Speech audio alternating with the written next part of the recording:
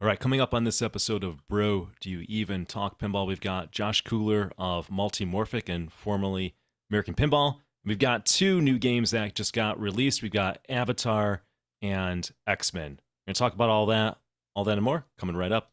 Double super jackpot!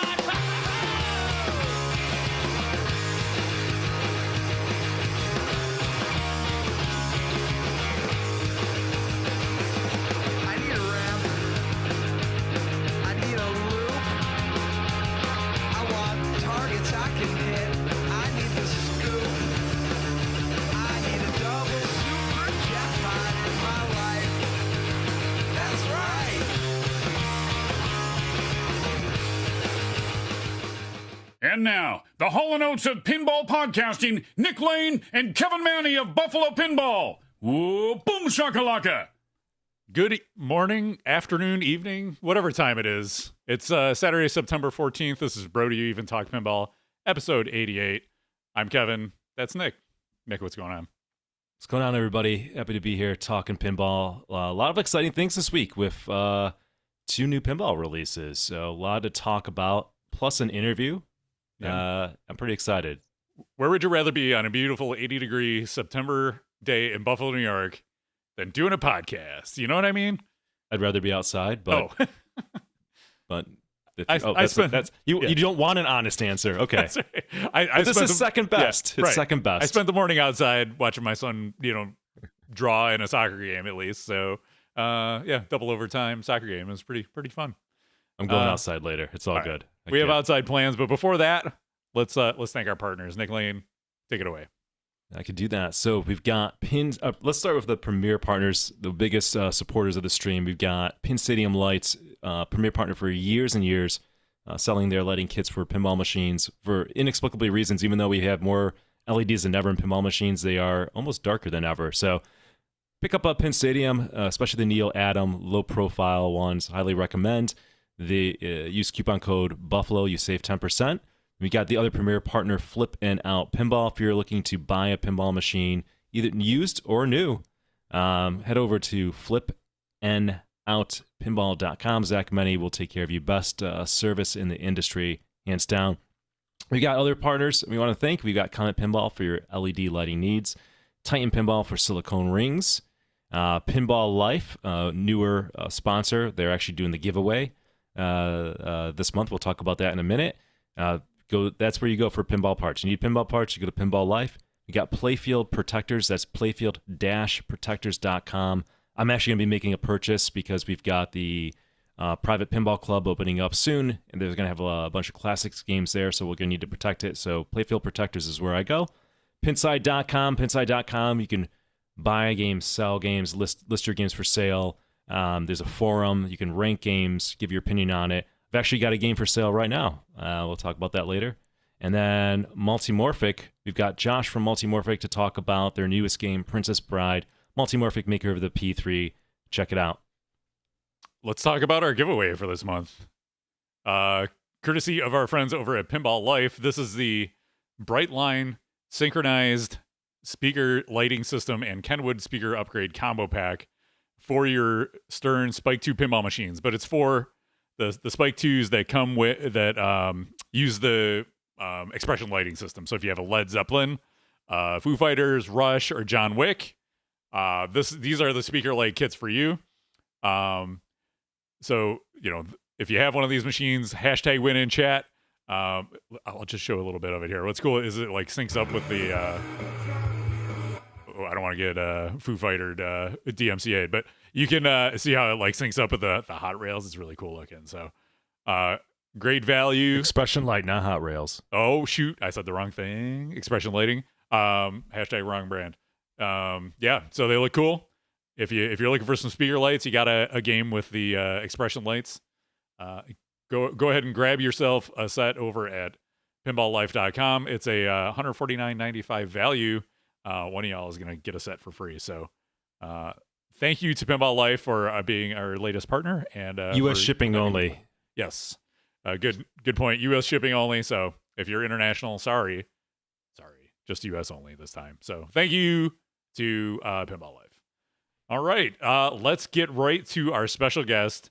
You know him, you love him. It's Josh Kugler of formerly of American Pinball, currently of Multimorphic. You know him from such games as Houdini, Oktoberfest, Hot Wheels, most recently The Princess Bride. Also, one he's not listed for on Pinside, but Galactic Tank Force. We're going to talk about that a little bit later as well. Josh, welcome to the podcast. Hey, thanks for having me. Yeah. So Josh reached out. He's a listener of the show. He said, I've heard you guys talking. It'd be fun to talk about my history at American Pinball. Also, we can come on and talk about some of the things we've been doing with Multimorphic and the difference between working there and working at Multimorphic, all of that fun stuff. So let's get into it. Josh, I know you started out by in the homebrew scene, right? I remember a Kugler family pinball machine way back when, and talk to us a little bit about that. Yeah, that's how I got my start. I've been a pinball fan since I was a kid. I actually did my first pinball machine when I was little out of rubber bands and nails, and had always been a dream to do pinball machines. And I was working in a high-tech company here in Chicago, and one of the guys on my team came in one day to show me the P-Rock. He had found it online, and he said, "You should really do a real pinball machine." And the guys all knew I was into pinball because I brought machines to the office. I was trying to get all these young guys hooked on pinball. Hopefully a few of them are out there still playing today. But I discovered the P-Rock, and that just opened up the opportunity to be able to do what I always wanted to, which was to create my own pinball machine. The first one I created is called the Kugler family pinball. I'm actually looking at it. It's on that side of the room. Because I figured the best way to get my wife to buy into me spending hundreds, actually thousands of dollars and thousands of hours working on something, if it's about our family. So, it was kind of a trick to do that. But I did that game. And in the process of that, discovered the whole homebrew community that existed. And it was really relatively small at that time compared to what it is today. It's incredible what's going on in the homebrew community today. The games that are being made, they make us early guys look bad to some degree, although maybe they make me look bad. They make some other guys who are okay. Just incredible what people are doing. But at that time it was Scott Denisi with TNA. Eric Pripke had done Cactus Canyon Continued. The Bride of Pinball 2.0, which was the Dutch pinball guys who went on to do that. Wrath of Olympus was there that first time with my game, which was Scott Gulix and Riot Pinball, who then did Legends of Alalla, which I was helped make that happen, which I'm very happy about. And so, that homebrew actually allows people working in the industry now. And we actually see now a second generation of those guys. Mark Seiden came out of homebrew. Really excited for him that his game has just finally been released. And so that's great that we're continuing to see the homebrew guys. But I did my games, and ultimately that's where American Pinball found me. They were a new company. Joe Balser had been brought on basically to run things instead of John Papaduke. And they needed a software guy. And somebody pointed them in my direction. There really weren't a lot of people around who kind of know that. And they took a chance on me, and it was pretty gutsy on their part, considering all I had ever done was a couple of custom games. And that's how I ended up there. So your first game with AP was Houdini, right? So we can take a look at some of the photos while you talk about that. So this was a game, I remember them saying this game went no whitewood. They went like straight to production, right? Like how was that whole process? How did that all come about? It was pretty incredible. So like I said, I've been around pinball for 50 years. I've been playing. It's a scary number to put out there. And I did these homebrews, and so I knew a lot, but I knew walking in the door that I really didn't know squat about commercial pinball machines, development, manufacturing. And so I'm like, all right, just teach me, just educate me. And I walk in, at that point, the only person in the company is Joe Balser. Okay, you've got John Papaduke, who's back in the factory with two guys building Magic Girl. At this point, Joe had kind of pushed him off and had taken over Houdini. And there was me. That was basically all we had when we started, just the two of us. And he came into the office my first day, and he put up a CAD diagram of Houdini on the wall. It was like his first draft of it. And he's like, okay, there's going to be this stage, because Houdini used to do his acts on a stage, and there'll be a target here that's the key target, because he always used to hide keys. I'm like, okay, what else? He's like, I don't know, that's up to you, go. And that was sort of my first entry into the fact that the designer doesn't necessarily isn't necessarily the creative director for the game. He's necessarily the vision for the game. In the case of Joe likes to draw layouts and do playfields. He doesn't go beyond that. And he relies on, in the case of me, to do that and to go make that happen. So then at that point, I spent like the next 2 weeks just learning everything I could about Houdini and studying that, and then starting to put together the rules and starting to get the game up and running while Joe was furiously drawing mechs and all of that stuff. And he then brought in a guy named Jim Thornton, rather. Sorry, Jim Thornton, who had been with him at JJP when JJP was starting up. And, Jim helped Joe really start to get things going. And we did our first prototypes in about 4 months. So when I came in and Joe said, we're going to show this game in Texas in March. And this was the week before Thanksgiving that I came on board. And we're going to show this in March. I thought he was crazy, but I'm like, well, he's Joe Balser. He's been doing this for 30 years. If he says we can do it, we can do it. And it's shocking to this day. And, I talk to people all the time, people in the industry, and they're just still can't quite figure out how we were able to do that. And a lot of it comes down to relationships. Joe knew everybody. When it came to suppliers and vendors, he was just great at being able to get people in and get us parts and do things really quick. And it was quite the crazy ride from then until we showed it at TPF. Yeah, that's amazing. One of the coolest mechs on that is the ball that gets launched back into the trunk, right? Like, did you guys know that was going to work? No, and we really didn't have a plan B. And we actually did. We always thought there was no whitewood. There sort of was a whitewood. It was never fully assembled. It was never flipped. We put a few parts on to test some things, including the catapult. And I actually have a video clip someplace that I'll have to dig up of the first time we fired it. It's not even wired up to the game. We're just with the power supply. We're just going to, pulse it with the power supply, and we put it in. And we hit it, and the very first one went right in. And we just, we were ecstatic because it was just like, oh my God, it worked. And the consistency on it, once we worked through some things, is shockingly good considering, how hard, how far that ball gets thrown. What a lot of people don't realize is we actually don't even open the trunk until the ball is in the air. When I originally coded it, we opened it up first. There's actually a switch to make sure it's open. And I'm like, well, if it's not open, what are we going to do? We're still going to have to throw the ball anyway. So at some point I said, it's a lot cooler, and it's actually improved the accuracy of the catapult, because by not having it up when the catapult's firing, it doesn't impact the power. Oh, interesting. Because you're doing a pulse pattern to hold that up. And so actually opening it after we threw actually made the accuracy even better. But it's kind of cool that the ball goes in the air before it opens up. Yeah. What originally, yeah. Go ahead. Joe's design originally was that it was going to open this way and just have the ball fly through. I'm like, no. You got to make it look like the real trunk. And he's like, it'll be hard. I said, it's the same opening. And he's like, okay. Yeah.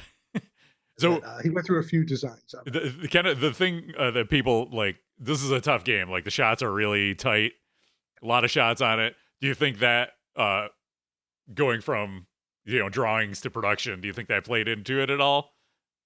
I'm not sure I understand. Oh, the fact that the fact that the shots are so tight. Yeah. Joe had the opportunity to change that between Texas and production. We actually did make a few playfield changes, and Joe could have made some changes to that. We talked about. I actually pushed on him a little bit to stretch, to bring the flat rail down a little bit to open it up. Joe was very insistent. That's how he wanted it. That's how he liked it. And I think once you get the feel for the shots, you can make those shots. But I think in hindsight, for a new company, it's a very challenging layout, where a more user-friendly layout, for beginners and novices might have been nice for the first game versus one that, beats you up. It's a game. You got to play a few games on to get warmed up to find the shots. And the shots are in a different place than on a lot of games. So it takes a little bit of an adjustment to find the shots on the game. But that's also typical of Joe Balser games, right? When you look at his games, the layouts are all over the place. They're all kind of different. He does some really quirky things. You look at Simpsons Pinball Party. I remember the first time I played that, everybody's saying it's the greatest game ever. And I played it. I'm like, I don't get it. It's okay. The one ramp shot. And once you understood the rules, then it all came together. The pieces all fit. And I think that's very often true with Joe's games, that the layout isn't necessarily going to make you go, wow, I love this layout. It's the layout when you play it and you learn how to use it and work it with the rules in conjunction with that, that it really opens things up on a lot of his games. Nice. So from there, you kind of went, you had a few other games at AP. Next was Oktoberfest and then Hot Wheels. It feels like Hot Wheels is probably the biggest hit of the three of those. Would you agree? And would you attribute that to it being a license? Well, actually, I think Houdini is still by far the biggest seller. Oh, Of okay. the AP games. I think Hot Wheels, unfortunately, I didn't think sell as well as it really could have, and I think it continues to sell because it is a really nice game, and it is a much friendlier game relative to just the look of it when you step up to it. The shots are a little bit easier. It is a licensed theme, but in all of the games we've done, we really always strive for balance. To me, that's the most important word in pinball. It's the most important word in life, really, is finding balance in your life. But finding balance in pinball is really important, and balancing the needs of the novice, the enthusiasts, and the competitive players. And I think on Hot Wheels, we really got that balance. The best of the games we did. All of our games have that, but we really focused hard on Hot Wheels, making sure that we had really a lot of good stuff there for the novice that they could get to.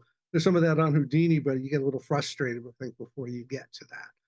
So there was a lot I really was happy with on that game, and the license was really great. And unfortunately, the rollout got impacted. We were supposed to roll it out at Texas. COVID hit. We actually had a huge space plan for Texas. We were bringing in 2 of the full life-size Hot Wheels cars. So we were really excited about that launch. Then COVID hit. Production immediately came to a halt. And it really never got that great reveal. So people continue to discover the game. AP continues to sell it. It would be nice if they would send me the residuals they owe me. That would be really nice. So, David Fix, if you're watching, I've been asking you guys for a couple years, please pay me the residuals you owe me. But I loved Hot Wheels. One of the best things about Hot Wheels was getting to work with Roger Sharp. Roger Sharp, we had brought him in to do the license, and Roger was very much engaged in the process, kind of going over the rules with us, philosophically talking about things. He was around a lot to play test with us. And that was a real blast working with him on that. And I learned a lot from him in that process as well. But the funny thing is, when Roger negotiated the deal for us, and he's the guy to go to for that, the Hot Wheels City YouTube series footage that we ended up using extensively in the game wasn't even on our radar. So it was after we started working on the game, and we had a bunch of meetings with Mattel and went over stuff, and we're going through the materials, and there was stuff in there that they called Nemesis, but it had to do with the creatures. And as we dug into that, and it was actually Josh Sharp mentioned to Roger about, have you seen this Hot Wheels City thing? And we went and looked at this video series, and at first we're like, oh, it's kind of campy, it's kind of quirky. And then the more you watch it, the more you really like it. And so we said, Roger, can we use this? And he called up our contact at Mattel, and a couple of days later they come back, they go, yeah, we own that, you guys can use that. And they gave us all the master copies of the footage. It was just like, skies open from heaven. It was just great to have all that material to work with. But still, about 50% of the animations in that game were done by animators. We had 6 different animators work on that game. And it goes to show you need a lot of resources on the animation side to do games these days. Josh, a couple questions. I mean, I'm curious to really dig into theme as it relates to American Pinball, especially what's going on now. But since we are talking Hot Wheels, what was the thinking in the early days? Houdini was an original. It was original theme, but Houdini's known, and then we do Oktoberfest. So there are things that are kind of known in the public domain, and then you guys moved to a licensed theme. Was that the plan all along? Why do these unlicensed themes in the beginning? Can you talk a little bit about kind of the thinking in the early days of American Pinball? Sure. So the Houdini really came about because of the J-pop. Was going to do Houdini for AP. I don't know the exact details behind what that agreement was. Some talk was it was in exchange for them helping build Magic Girl, but he was going to be their guy and start designing games for them. And Joe was going to come in to sort of run the operation. And when Joe came in, and he looked at what's going on with John's stuff. He felt like John's got all these things he's got to change, he's got to fix. And ultimately, Joe basically pushed John out and took over on Houdini because he said, this layout doesn't work. The shots go nowhere. John needs to finish Magic Girl. And eventually they parted ways with him. So we sort of inherited Houdini as a theme. I think the biggest difference from what John was working on and stuff was making sure it was actually true to Houdini and just not a magic themed pin, which if you actually go look at his original Houdini had, things on there that had nothing to do with Houdini. And I was very focused on making sure it was true to the Mad. So even the stuff in there, like the secret missions and those things are actually the monkey with the bandage where his testicles are. All that is real Houdini stuff. It's not, just made up or magic stuff. So after Houdini, Joe wanted to do Oktoberfest. This had been his dream theme for like 20 years. I think Striker Extreme was supposed to be Oktoberfest or something. I might have that wrong. I forget the details there. So he really wanted Oktoberfest, and he sort of said, this is what we're doing next. And that's how Oktoberfest got picked. And at that point, I think the company was willing to go along with that. His feeling was, there's pinballs in every bar in the world, or it should be, we'll get this in tons of bars. So I've heard that before. It seems to be their marketing strategy going forward for every game. I've heard that before, Yeah. It was funny. I had this conversation one time with Roger about that, about, car dealerships and pinball machines. The people bring that up, and he's like, it's been tried, and the car dealerships absolutely don't want them. The last thing they want is either a noise in the service area, or they don't want the kids distracted. They want the kids distracting mom and dad, so they close the deal. So it's like people always talk about these things about recognizing there might be a reason people don't want that there. That's how we got Oktoberfest. So the company was resistant to getting a license because licenses cost money. But we were pushing pretty hard on that because it's pretty clear we needed them. And we had slowly been wearing them down. But when we started on Hot Wheels, it was originally going to be something else. Joe came in to pitch what it was, and I wasn't crazy about it. And fortunately, we had started working with Roger, and the layout Joe was working on was kind of designed for a speed-themed game. So that worked really well when Roger was able to get us Hot Wheels. And then obviously, my goal after that was that we would continue to get themes. And we did have an agreement with Mukesh that when Hot Wheels sold a certain number, he would fund the next license. But in between there is also when we decided to do Legends of Valhalla. So on that, Frank and Scott, I've known those guys for quite a few years. When they had done Wrath, we went and took a look at it. Joe Balser and I went actually to Frank's house. We took a look at the game. And at that time, we felt that game wasn't a fit because it really was just slightly out of date, right? Everything had moved to, LCD and RGB LED and a variety of those things. And so unless they were willing to do that, which they really weren't, we didn't think that was a fit. But we said, whatever you work on next, we'll see if that can work out.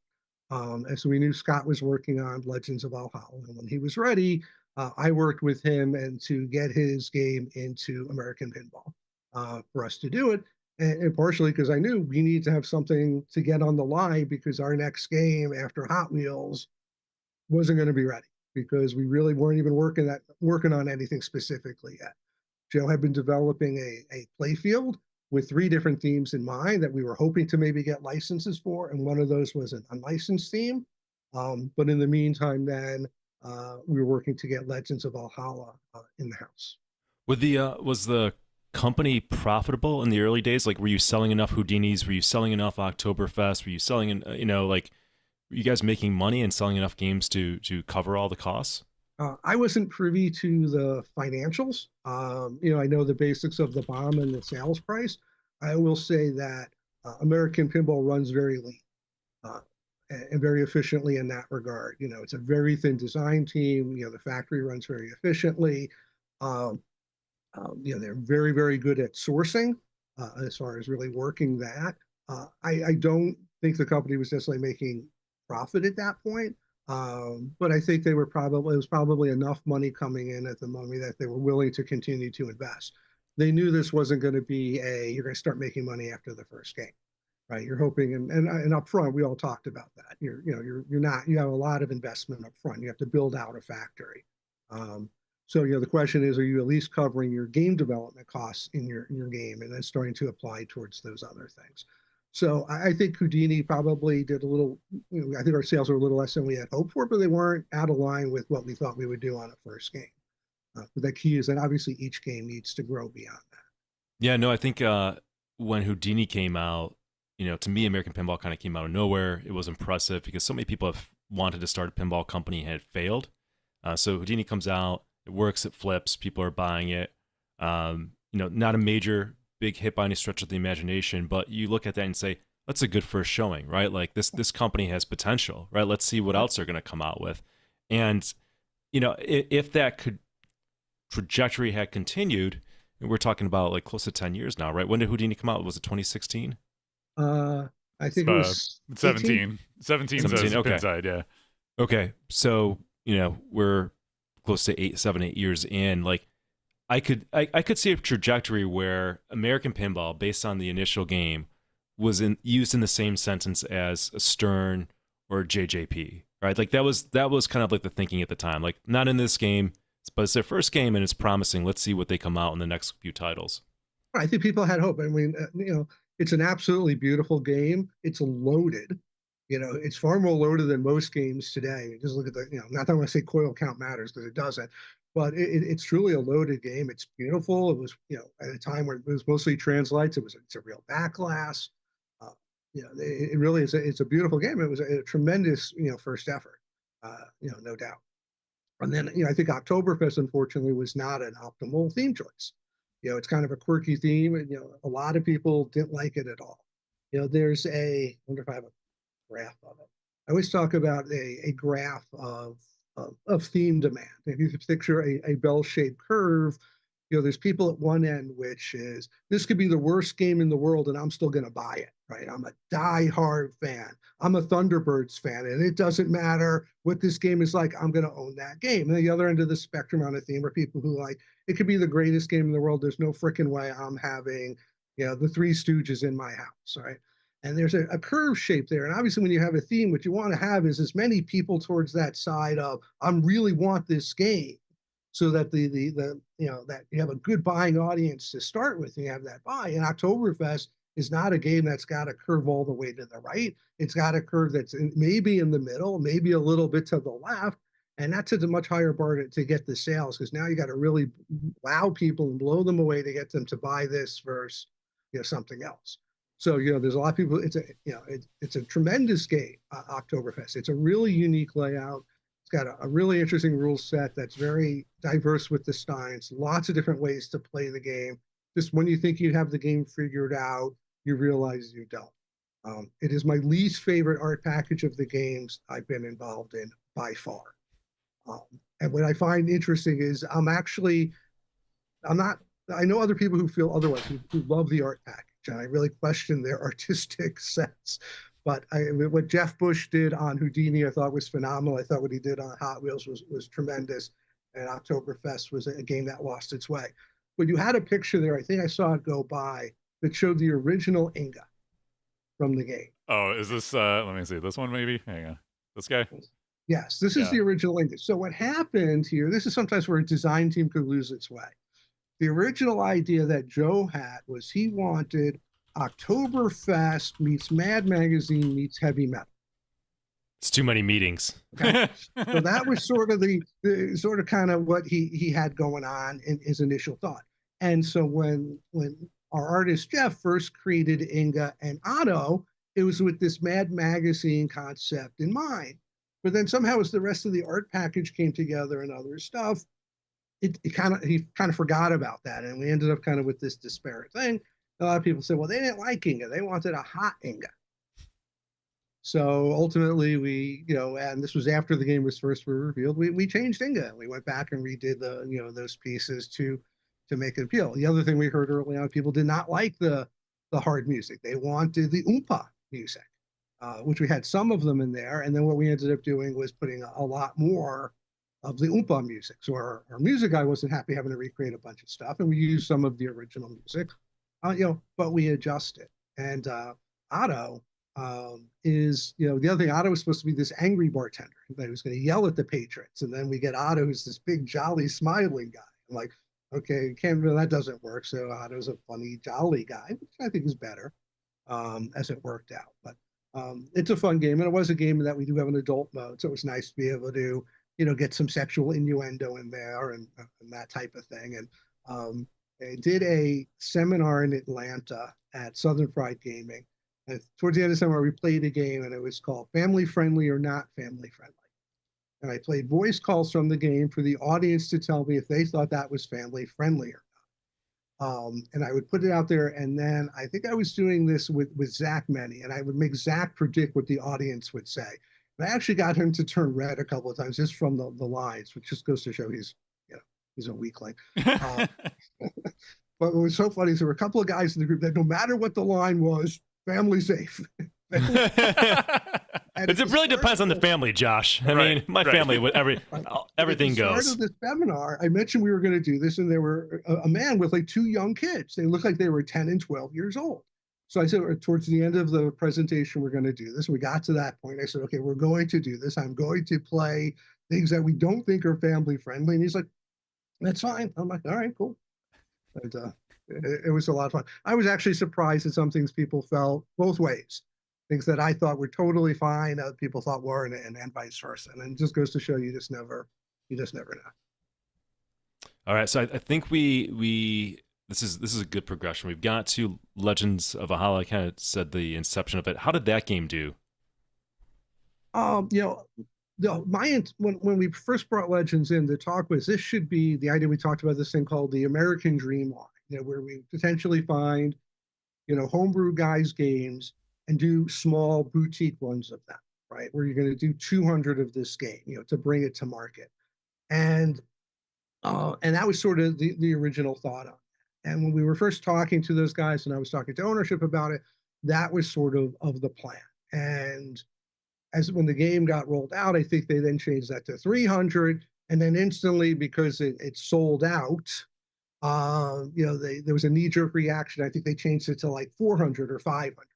And then that sort of killed it. Right? So the whole idea was by making it this unique, limited, boutique run, I think that was the way to go. And I think that I don't know what the total sales volume on that was. I think it was 200 or 300 did sell. I don't think they've ever done classics. I can't say for certain. The plan was they were going to do classics, and allegedly there were huge sales of classics. But I think first of all, the other big key thing in this business today is people change their minds very quickly, and you've got to get the games out the door fast.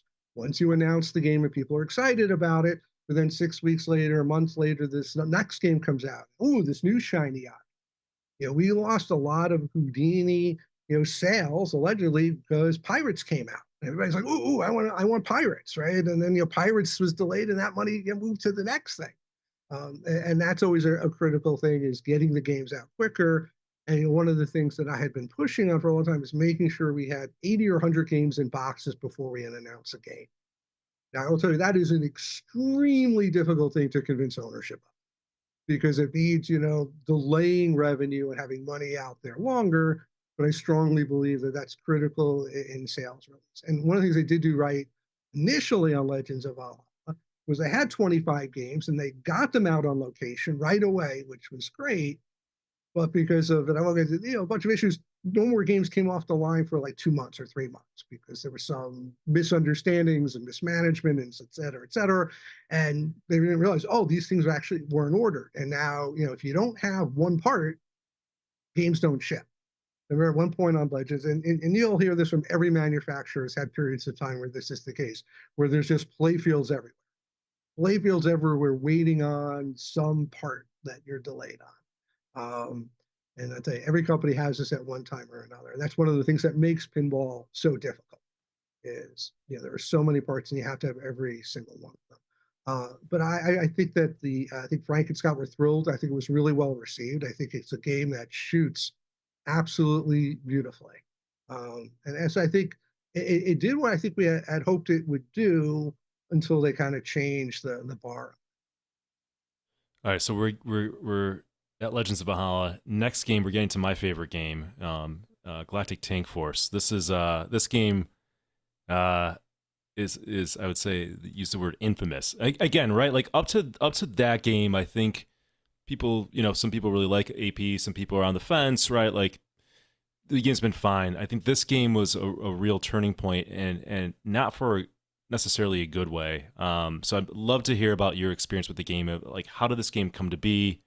What was your perception during the release of the game? I'm going to shut up because I want to hear more about this. So we had been working on Joe had done a layout for the next game. So while we were working on Legends, Joe had been doing a layout that actually we had 3 themes in mind for it, 2 which were licensed and 1 wasn't. And then Mukesh relieved his nephew of his duties relative to running the company. After some period of time, they decided to bring in David Fix. And then the first thing David did was to get rid of Joe, and then brought in Dennis.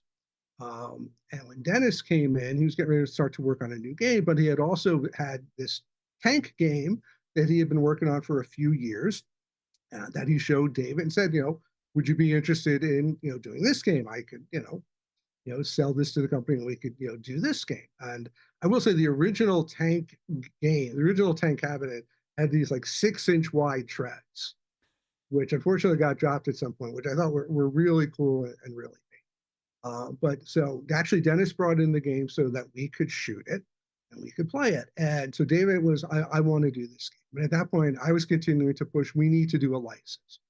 We just did Legends of Alalla. We have to come back with another licensed game. And I said, and we could look at doing, maybe we should do that. We could do this down the road. We really need to do a licensed game. And we actually had a meeting. It was David and I with Mukesh, his son Nirmal, and I think Art, who was the senior advisor to the company, was there. You have to talk about what we were going to do, because I'm pushing for the license. We need the license.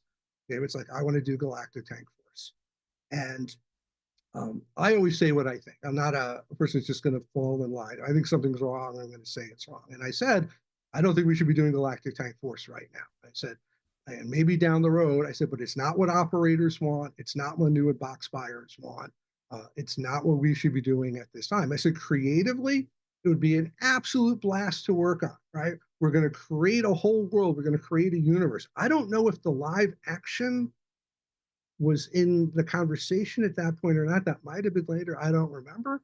But, from a creative standpoint, absolutely. I love original themes, I can we would have a blast with it. I said, but from putting my business hat on, this is not the game we should be doing. Need to go after a license. So obviously, what happened coming out of that conversation. David said, I will have no problem selling this to operators. I will have no problem selling this to new in-box buyers. They were like, okay, great, then let's do that. And then I did pour, my heart and soul, like I've done on every game, into Galactic Tank Force. And I will say it was a blast to work on that game. It was a lot of fun. Creating this whole new world. I mean, coming up with that. I mean, I know people think it's silly and fun, and I agree. But it was what we felt was the best thing we could do with it. And the ice cream thing, was we're sitting in Dennis's office. It was myself, Dennis, and Jack Hager, who was the creative director. And we were looking at the original Backlash that Dennis had done. And we're like, okay, so we're on this planet. He's like, no, we're on a moon orbiting a planet. Okay, so we're on this moon, and we have a flying saucer that is kidnapping a cow. Okay, so why are there cows on the moon? And within a couple of minutes, Jack's like, well, because there's a research station there, and they're researching because they're developing zero gravity ice cream. And boom, from there it became, that's kind of where the whole ice cream thing came from. And then it kind of really ended up kind of flowing from there and being done. And again, at some point, I don't know where the live action thing came in, but again, that was an absolute blast to do. And I think it's a really fun game, and it's Chris Franchi's art package is absolutely incredible on it. The acting is beyond funny and cheesy if you like that sort of thing. But again, when I talk about that curve theme, right? So, okay, retro sci-fi theme, that's going to be one of those people are going to be like, yeah, maybe, maybe not. Now you have to like the humor of it. You have to like the campiness. You have to like the old style layout, right? Because the layout itself, I mean, when was the last time you saw a game that had 7 inlays across the top, right? So it had very much a throwback layout feel, which kind of worked with the throwback retro sci-fi theme. My concern was that's not necessarily what people are buying today. And Well, it's not about what I want. It's not about what David Fix likes or what Dennis Nordman likes. It's about the people who are opening their wallets and buying new box games. What is it that they want? well, you've been proven 100% right. I'm looking at the owners of this game on Pinside, and that's indicative of so much, right? But like Right. that is the up until that point, and we went through the catalog of American Pinball games. So up until that point, that is the worst selling American Pinball game, with the exception of the next game that comes out, Barbecue, and we'll get there. But you're totally vindicated, right? You're totally right. This theme just did not land with people. Do you know Well, why, let's be Dave? honest too. And that was made even worse by when it was released. But unfortunately, if the game had come out 6 months earlier at Expo, and I think there was maybe, I don't know if there was any other new games at that time, it might have really had a chance to not do great, but do better, because it could have had a lot of all the attention and people might have explored it. But when you compared it to all these other games that came out at the same time, that was just, I think, really, really hurt any chance it had. Yeah, do you know why Dave was so convinced he could sell this game and it would work in this market? No, I'm really not sure. I think it's just his confidence and his ability to sell and market. And again, games like that in the 90s, right? We all loved the unlicensed themes, but the market's kind of moved away from that. We've seen that pretty consistently in the last 5, 6, 7 years, that the unlicensed themes and or original themes just don't register with buyers, and it's understandable. Again, I'll go back to that curve, right? You want to sell a game that people right away are interested in because they're attached to the theme. Now, look at Jaws. Like, people were chomping at the bit to see Jaws. Right? They wanted to like it, and I was very anxious to see Jaws because of I was working on Princess Bride at the time. I knew Jaws was coming out, and Jaws is an interesting movie to turn into a pinball machine, because you're not going to tell the story of Jaws. The movie itself has a lot of dead time and dialogue separated by these incredible moments. And I was curious to see how the team did it. And I wasn't surprised that they figured out a way to really leverage what they had and create a really interesting game. Unlike Princess Bride, where when we looked at it, it's like, oh my God, we absolutely should tell the whole story and take you through the story, because the movie is nonstop from start to finish. But again, so when you're looking at themes, yeah, you want that interest up front. You want people like, I'm interested in this because I have an attachment to the theme. Nobody has an attachment to Galactic Tank Force. Right? That is for sure. So the other thing, I don't have a ton of experience on American Pinball games, just because I don't have access to them. I know, and you're extremely critical of them when you. I am. I know. It is 100% true. I'm going to give you some grief for a minute. So one of the first times I watched your show, you guys had done it might have just been first impressions of Houdini, or maybe it was a review. And you said, I finally got to play Houdini, and it was a terrible environment. I really couldn't hear the game. And then 3 minutes later, you said, the sound package really needs work. and I understand, it's very hard. New games come out. People need to talk about them. And again, that's obviously not the way to experience a game. So I figured I had to give you a little grief. And I will tell you, obviously, all my games, there are people who love the games I've done. There's people who despise the games I've done. I've heard a lot of critics. And I always just think about the Anton Ego speech in Ratatouille, where he talks about that writing and reading negative criticism is fun, right? And it is. And that's why we have podcasters. And that's why I think it's fun to criticize things, even though the criticism is far less effort and interesting at the work being criticized. But anyhow. Just have to give a little brief.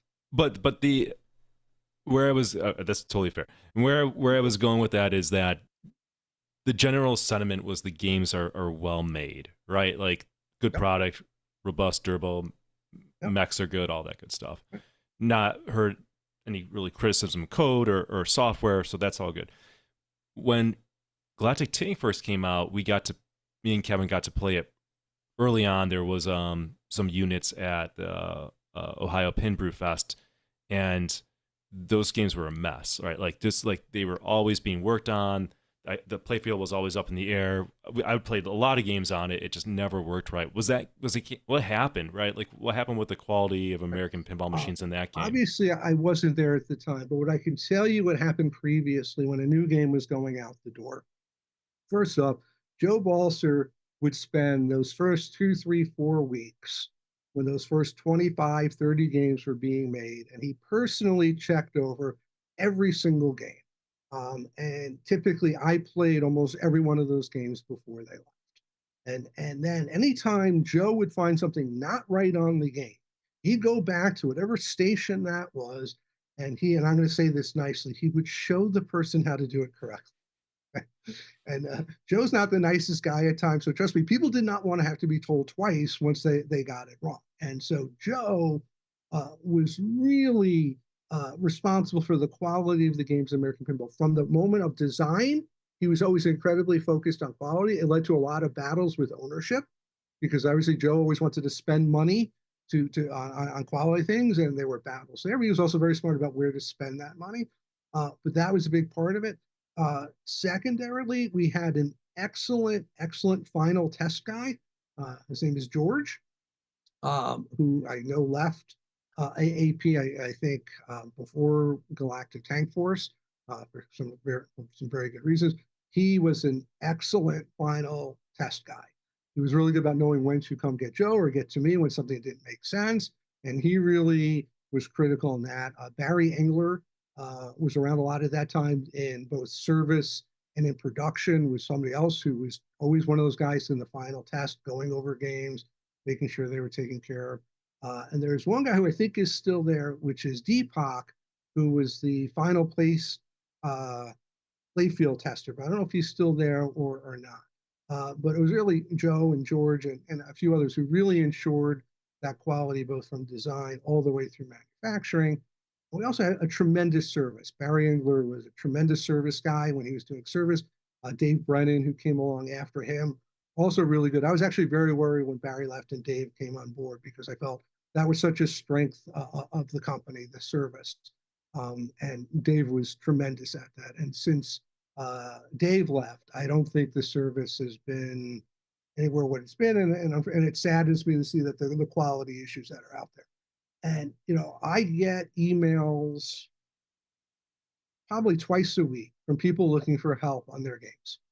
I spent a good chunk of last weekend or 2 weekends ago emailing with somebody back and forth, trying to troubleshoot to get their game up and running for them. And, while it's not my job or my responsibility to take care of AP's customers, when it's a game I did, if I could help somebody, both just as a member of this community and getting that game, I'm happy to do that when I can help those people get up and running.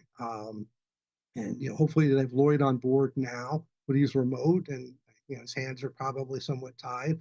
But hopefully, as he gets up to speed, that will help, because people who own games deserve to get support.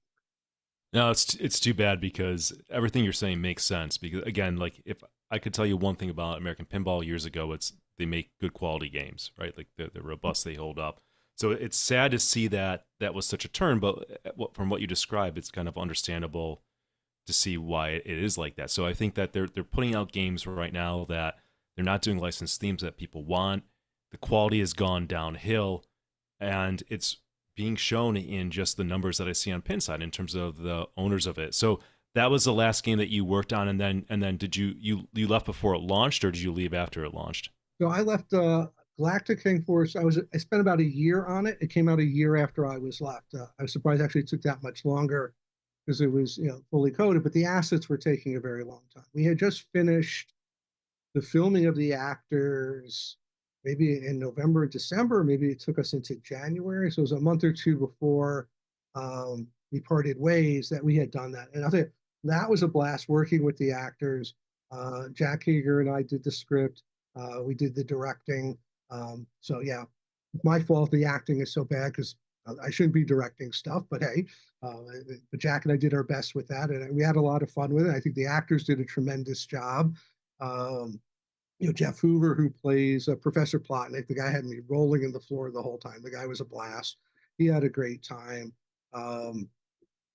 Just the whole cast was great to work with, and that was a lot of fun.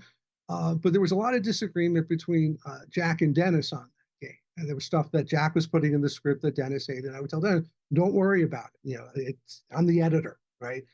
Don't worry about it. It's not going to get in the game. Yeah, let Jack put that in there. He's having his fun. It's not pinball-y. I understand it, and vice versa. because eventually you shoot all this stuff and then you decide what's good. And my concern, what happened after I left, was that kind of control. I'm not sure what happened there. And I think Jack was kind of driving things, and I'm not sure how that all came together with how that was working out, because that was going to be a critical part to make that work. And and I'm not sure how well they did that. I really haven't played the game. I've played it just a couple of times since it came out, because I'm able to play in an environment where I can at least hear it.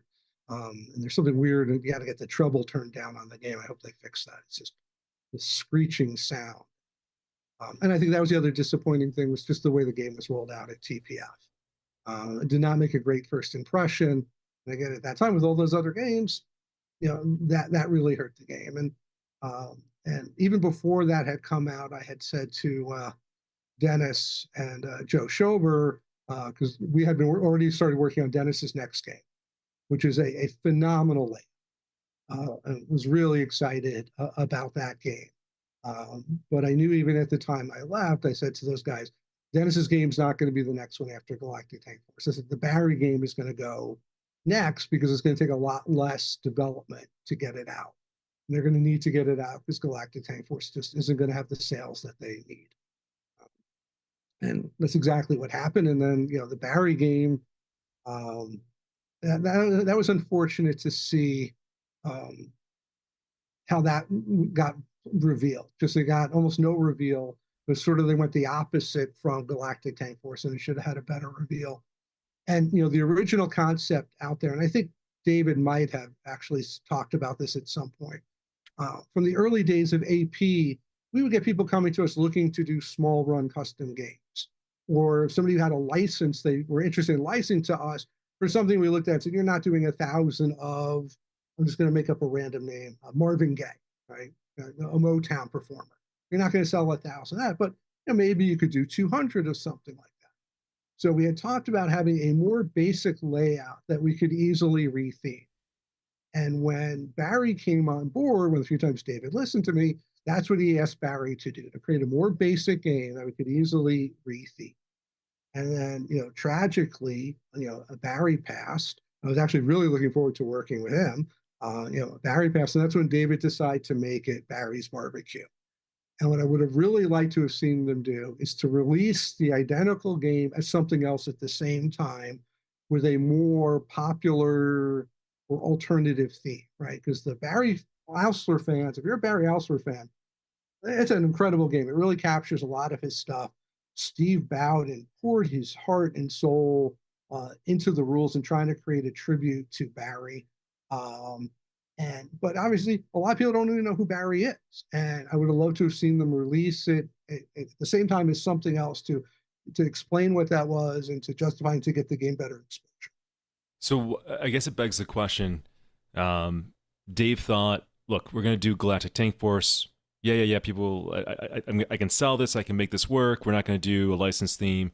It just totally fails. I mean, there's no way around it. It did not work. Why then double down and do arguably an even worse theme, Barrio's Barbecue Challenge? Were you around for any of that? Do you have any insight into why they would just double down and not say, whoa, guys, let's, you know what, we got to get a win here.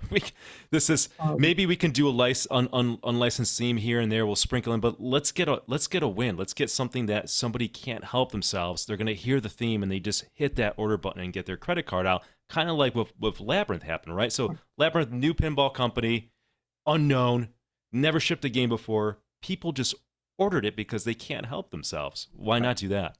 Well, I mean, those guys did a tremendous job. I actually had I actually talked to them about doing some work for them at one point. So I knew for a long time that game was underway, and they did a great job of keeping that under wraps. But it's a great theme, and you had guys who've been through the startup thing before there, so they really understood a lot of the mistakes not to make, and they did a great job of being in production. The production guys, the guy formerly from AP, Paul Solis. Obviously, they have Eric Perky on board, who had been with Spooky, so he's got that experience. David had obviously been at Spooky. So they had a lot of experience there, and they really knew to take their time. I actually had a conversation with David leading up to TPF, and he called me up. He goes, how do you know if your game is ready to show? And I said, David, if you're calling to ask me that question, you're not ready yet. And and they didn't show it, and they waited 6 months, and they blew everybody away. And it was tremendous. And they did a tremendous job for that. And I'm looking forward to seeing what they do next. But as we talked about earlier, the marketplace has spoken. They want licensed teams. And I know AP allegedly has 2 licenses they're working on, right? Everybody's talking about Cuphead as being potentially one of those licenses. And I will tell you that when I first heard of Cuphead, I never heard of it. And I thought, okay, I'm in my 60s. I'm an old guy.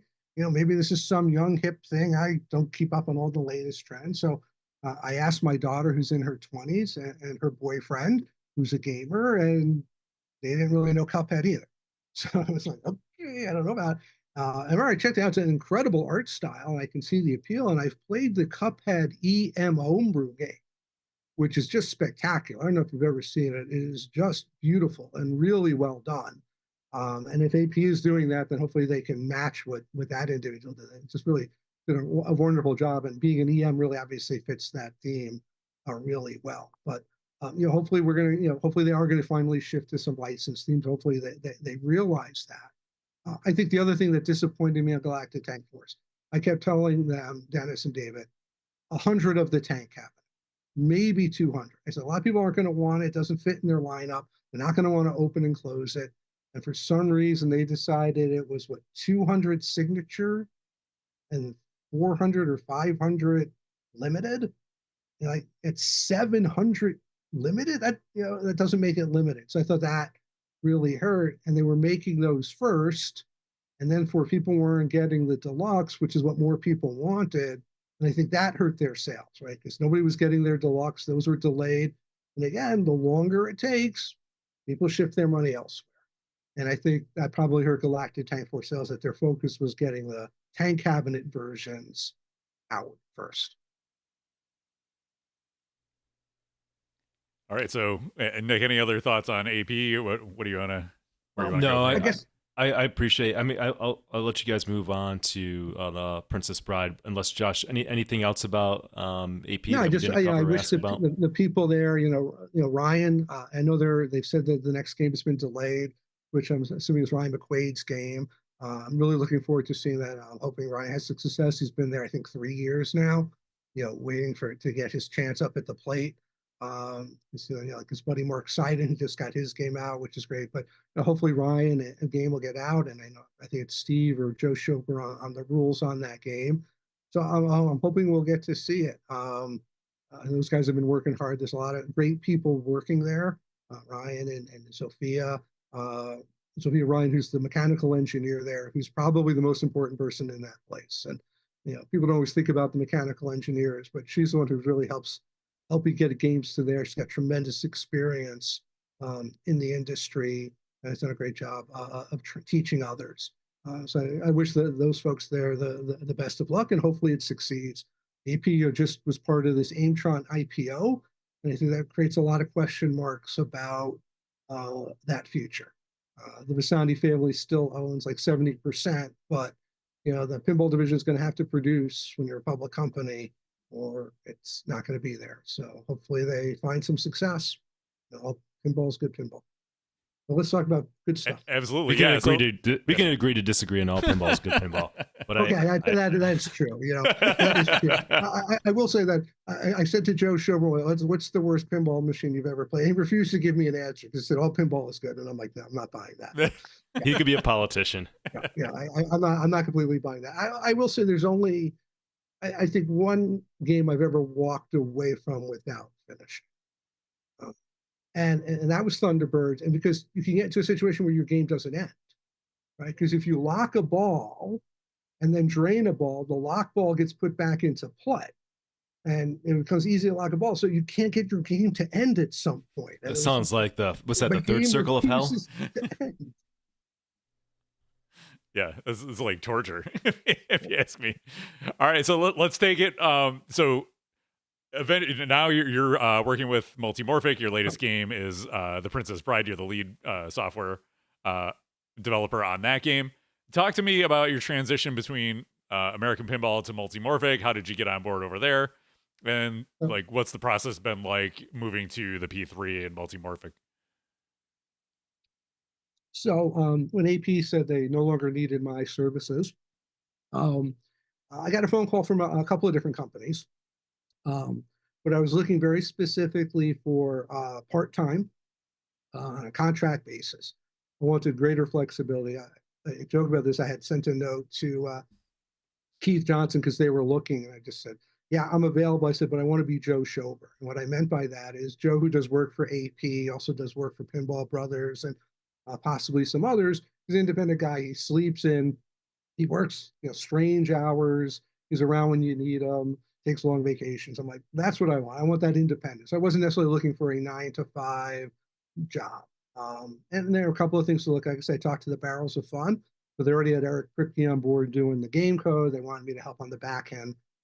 I wasn't necessarily interested in that, but I was very intrigued by Multimorphic for a couple of reasons. One, I've always been a fan of the platform, but I was very interested in learning the platform because it would open up a variety of opportunities for me. I could do games with them. I could do games on my own. I could do software-only games.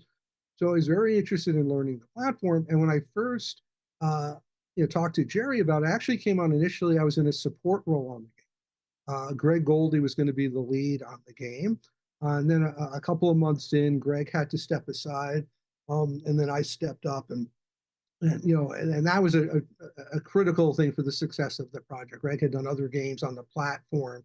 So just having him for those first couple of months, getting me up to speed and established on the platform is really what allowed Jerry to feel comfortable to say, "Hey, Josh, can you take over for Greg and run with this?" And so, that really helped me get up to speed because it's a very different platform to work on. The biggest difference, obviously, is you're working with this very large display that the player is seeing all of the time. And what's funny is that when you're working on a game, whether it was any game I've worked on, and you're working in a simulator, you're basically looking at the display while you're hitting keys and watching scoring happen or other little notes. And all the time you're doing that, you're thinking about the fact the player is never going to be looking at these things, right? The spectators are. And when you're working on a multimorphic game and you're spending all this time on the presentation of the game, it is for the player. And so those are the things I absolutely loved about working on this, was knowing all of that effort really is benefiting the player. But it was very interesting, having worked first with Joe Balser and then with Dennis Norman, to be working with a new team. And with Joe, on the first 3 games, pretty much, even when we knew the theme, he would go off and he would do the layout and he would come back and he would present it and get feedback and then make some changes. At Multimorphic, the approach was very, very different. We had a fairly large group of people at the start, and we did some brainstorming. And the first thing we did, everybody went and watched the movie again. Obviously, everybody on the project had already seen the movie. We watched it again. I think Steve Showier, who was our resident Princess Bride expert, he's probably seen it 200 times by now over the course of the project. We all went and watched the movie again. And then we all put together a couple of pages of notes for our ideas for the game that we then shared. And it was very interesting. There's certain ideas that show up like on everybody's list, and then a lot of different ideas. And recently, I actually went back and looked at all of our original notes from the game, and I went back and I looked at mine, and I'm like, almost everything I put in there made it in the game. And I went and looked at Jerry's list. Pretty much everything he said made it in the game, and some of it was the same things I said. And then I went and looked at Colin's list, and 80% of he put in there was in the game. And then I went and looked at one other person. I'm not going to say his name, and like nothing he brought up made it into the game. And I was kind of really surprised, but he had just taken like a very philosophical, different approach to the game, where most of us took the hero journeys approach, that we're going to go on this journey with the hero. So the bulk of the team was very much on that same page. And I have to laugh because I think when we did the first stream, somebody made the comment about the one-handed play and was saying, yeah, Josh Kugler, he likes to do that kind of stuff with the flipper. And I just broke up hysterically laughing. And the reason I broke up laughing was, first and foremost, when Houdini came out, I was reading something where somebody was saying, oh, Joe Balser likes to do crazy stuff with the flippers, where it was really Keith Johnson on Simpsons Pinball Party. And in this case, on The Princess Bride, to be honest, I think at least 4 people in their notes said we should play one-handed for the Battle of Steel. So just one of a lot of ideas that people had in common in putting it together. But so after we brainstormed all of these ideas, part of that is, well, what do we want to have on the play field? And we talked through that a bunch of times. I actually have it sitting on the floor in a million pieces. At one point, I took all the various ideas people had, and I did a cardboard mock-up. It was one of the things I took away from my time working with Dennis Nordman, to really kind of see the three dimensionals of it, and kind of went through it with the team and talked about which of these kind of elements work and which of these kind of elements don't. And then based on that, Jerry and TJ went and did the actual playfield design and started to develop the mechs. So I really liked on this project the way those things were very heavily integrated, where we spent so much time on the philosophy, the rules, and the concepts before the layout was really done and the elements were really done. And obviously, looking at it, you knew we needed to have the Cliffs of Insanity. It's such an incredible thing. And the idea, I'm not sure whose idea the ball going up the cliffs were, and I'm sure everyone went and looked at the notes. I'm betting multiple people talked about to do that kind of thing. And when TJ did the first version of it, and he posted a video of it, I was blown away. But first of all, he came up with the design incredibly quick. The inside of it, it's just really cool with the way he does the gearing to get the ball to come around the arc and then get knocked off at the top. It's truly tremendous, and I have great insight into it because I've had to do some tweaks to mine over time, since I have the very original one that he did in my game. We obviously wanted the castle in there. Miracle Max's hut we thought was a really important piece. I think in the early version we had a tree that the ball could go into for Pit of Despair, but given the way the rules evolved, it didn't make sense to have that on the play field. We thought Max's hut was a better fit, and ultimately I added the Mystery Award to Max's hut to give Max's hut more purpose than in the other places we were using it in the game. But when you look at the playfield, I absolutely love, and this is the first time Multimorphic has done this, putting decals on the metal ramps. And I think it just looks spectacular. Yeah, it's super shiny. So I got mine earlier this week, and I've been playing the heck out of it. It's great. I put some impressions on Pinside, and I think one of the things that you need to be applauded for, and the whole team over there needs to be applauded for, is that this game is shipping with 1.0 code. This is a feature complete, full experience pinball machine. It's not, sneak preview code that maybe we'll get there eventually. Like, you're going to get the full vision of the team in this machine as it stands. Yeah, there might be tweaks and things along the way. And you've said that you're, if people experience things or have questions about things, you're open to feedback. But all the major features in this game are here, right? Right. 1.0.1 is underway. We've got some tweaks going, just some scoring tweaks. I think Steve Shoyer found a new bug the other day. We know as people start to play it, stuff, we're going to find stuff, because even in testing in the last few weeks, Jerry found something, I think a week ago, and it's like, okay, how have none of us ever hit this before? But okay, because it was a particular, these 6 things had to all happen for this issue to reveal itself. So, my guess is we're going to see, I'm expecting some of those kind of bugs. But Jerry was pushing hard. He really wanted it to be a 1.0 release. We actually talked about it about 2 weeks ago. He goes, okay, is this a .99 or is this a 1.0? And I said, okay, what are we missing? He said, it's not that we're missing anything. Everything's here. I said, it's our first release. It's complete. You can get to the final wizard mode. You can get to the game end credits. And I said, everything is here. So let's call it 1.0. There's no reason not to. And at AP, I never used that type of version. I always did just release dates to get out of the whole, is it finished or is it not? But the fact that it has all the wizard modes and stuff, yeah, I'm very happy calling it 1.0.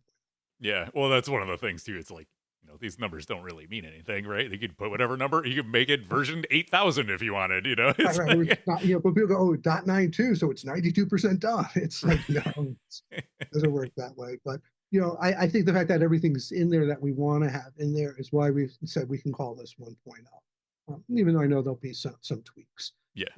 Now that Colin is taking a closer look at some things, there was actually a secret stream a week or two ago. The Chimes and Bell, the local Chimes and Bells down in Austin was having their monthly league.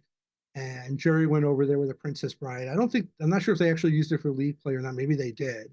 And there was somebody who recorded it or streamed it for us. So we were able to watch gameplay, which was really helpful to both see things that didn't make sense to players as well as picking out some stuff.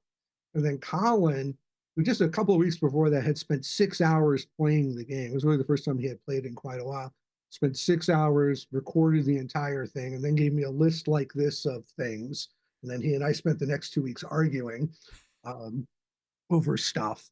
But then he got to watch this stream, and I got another long list of things from him. And and some of it is like, no, that's something we changed, or yeah, that's right, or that's not possible. Or sometimes it's like he puts items in there like, oh, I really loved this. And I'm like, oh, cool, I can cross that one out. Really love this. Yeah, the player got screwed on this, but it's good. I'm like, okay, he says it's good. And it was fun working with Colin. One of the things I've learned over the course of the games is it's good to have a mutant on the team. And I use the term mutant affectionately for people like Colin and Keith Elwin and Josh Sharp and these guys who play at another level. They're not human. They are mutants because there's no other explanation for how they can play pinball as well as they do. I watched Colin on this stream and I'm just like, what the hell? He's like, okay, you need to do this sequence, and they just do it like it's nothing. It's very scary at time watching them play.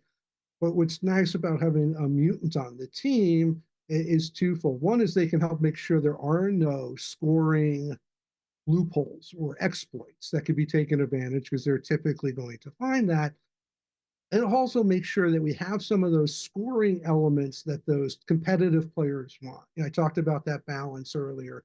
You want the things for the novices, you want those things for the competitive players, and then the enthusiasts, which is the big bunch, you want those things for there.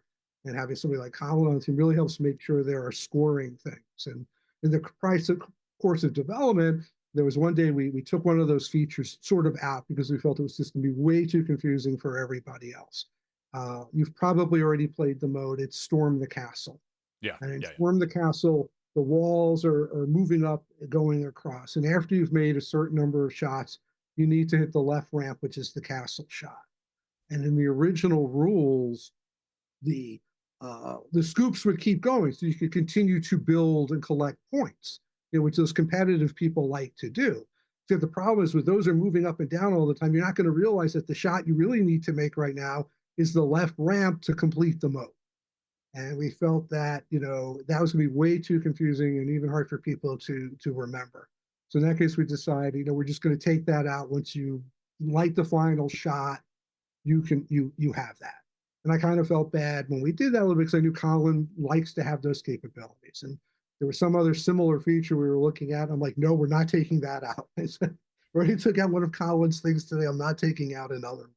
And because you want to have those types of scoring elements in there, as long as it doesn't, again, distract or cause confusion for 95% of the other players who are playing the game. Yeah, that's one of the things. As I've been playing it, I can feel Colin's influence on some of the scoring things, and you can complete the modes, or just even if you fail out of the modes, you can keep making the progress. But if you complete the modes, that's where the big scoring opportunities are. Right? Completing mode, and it's pretty critical to the complete modes if you want to get to the final wizard mode.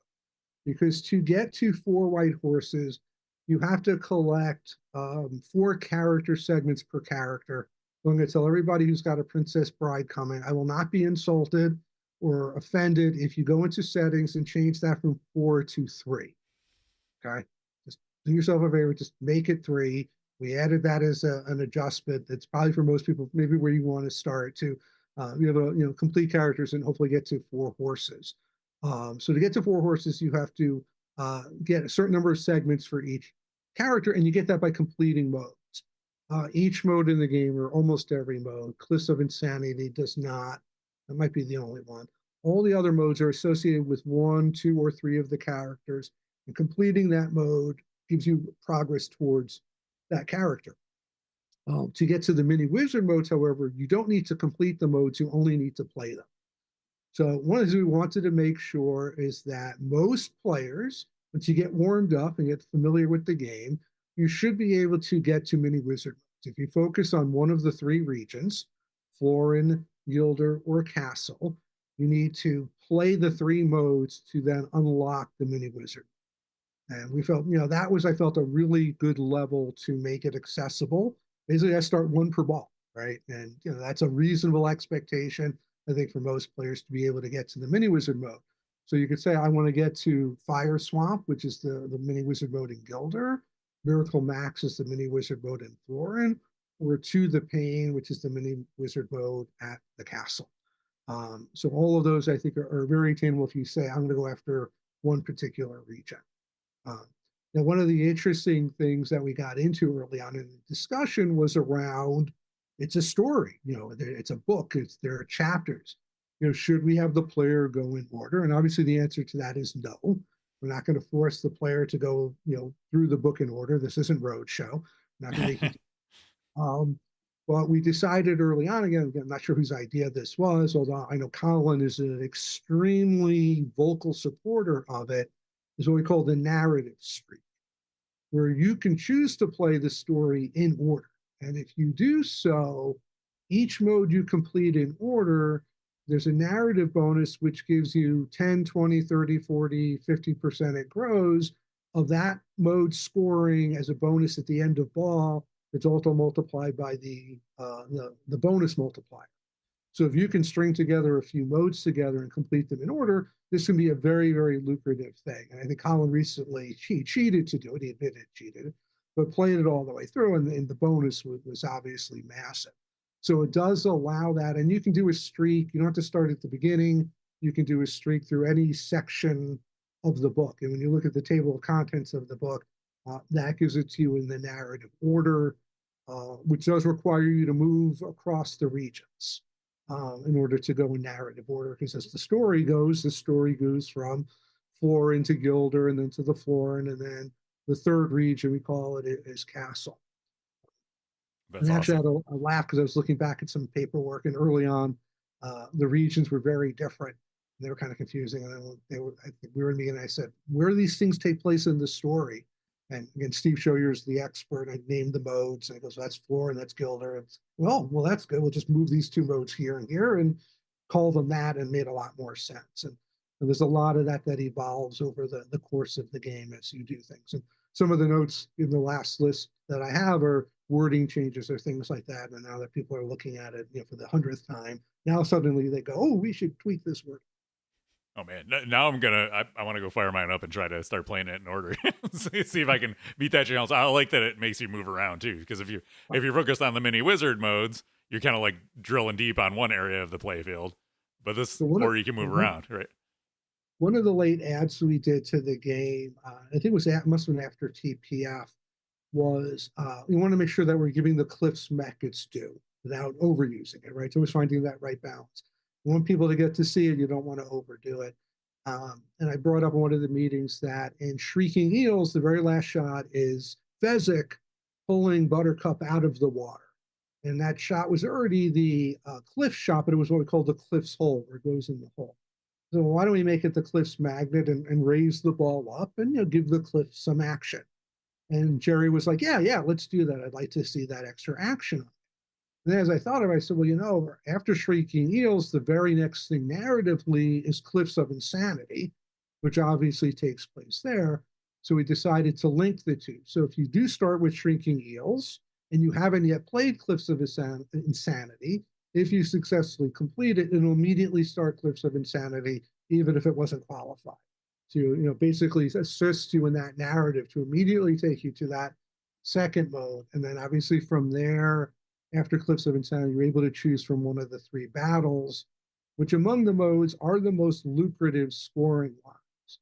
Because each of the battles, you have the ability to use an as you wish, which you earn via the skill shot sequence, to turn the battle into a 2-ball multi-ball, which immediately doubles the scoring. And if you are able to complete it, you end up with a victory lapse, a 2-ball multi-ball victory lapse for, I think it's 45 seconds. It lets you just beef up points. And all battles, when you complete them, whether as you wish or not, are always followed by a Humperdinck hurry up. If you remember in the movie, After each battle, Humperdinck and Count Rugen and their troop come along, and Humperdinck assesses what happened in that situation. So each of the battles follow suit. There's a Humperdinck hurry up.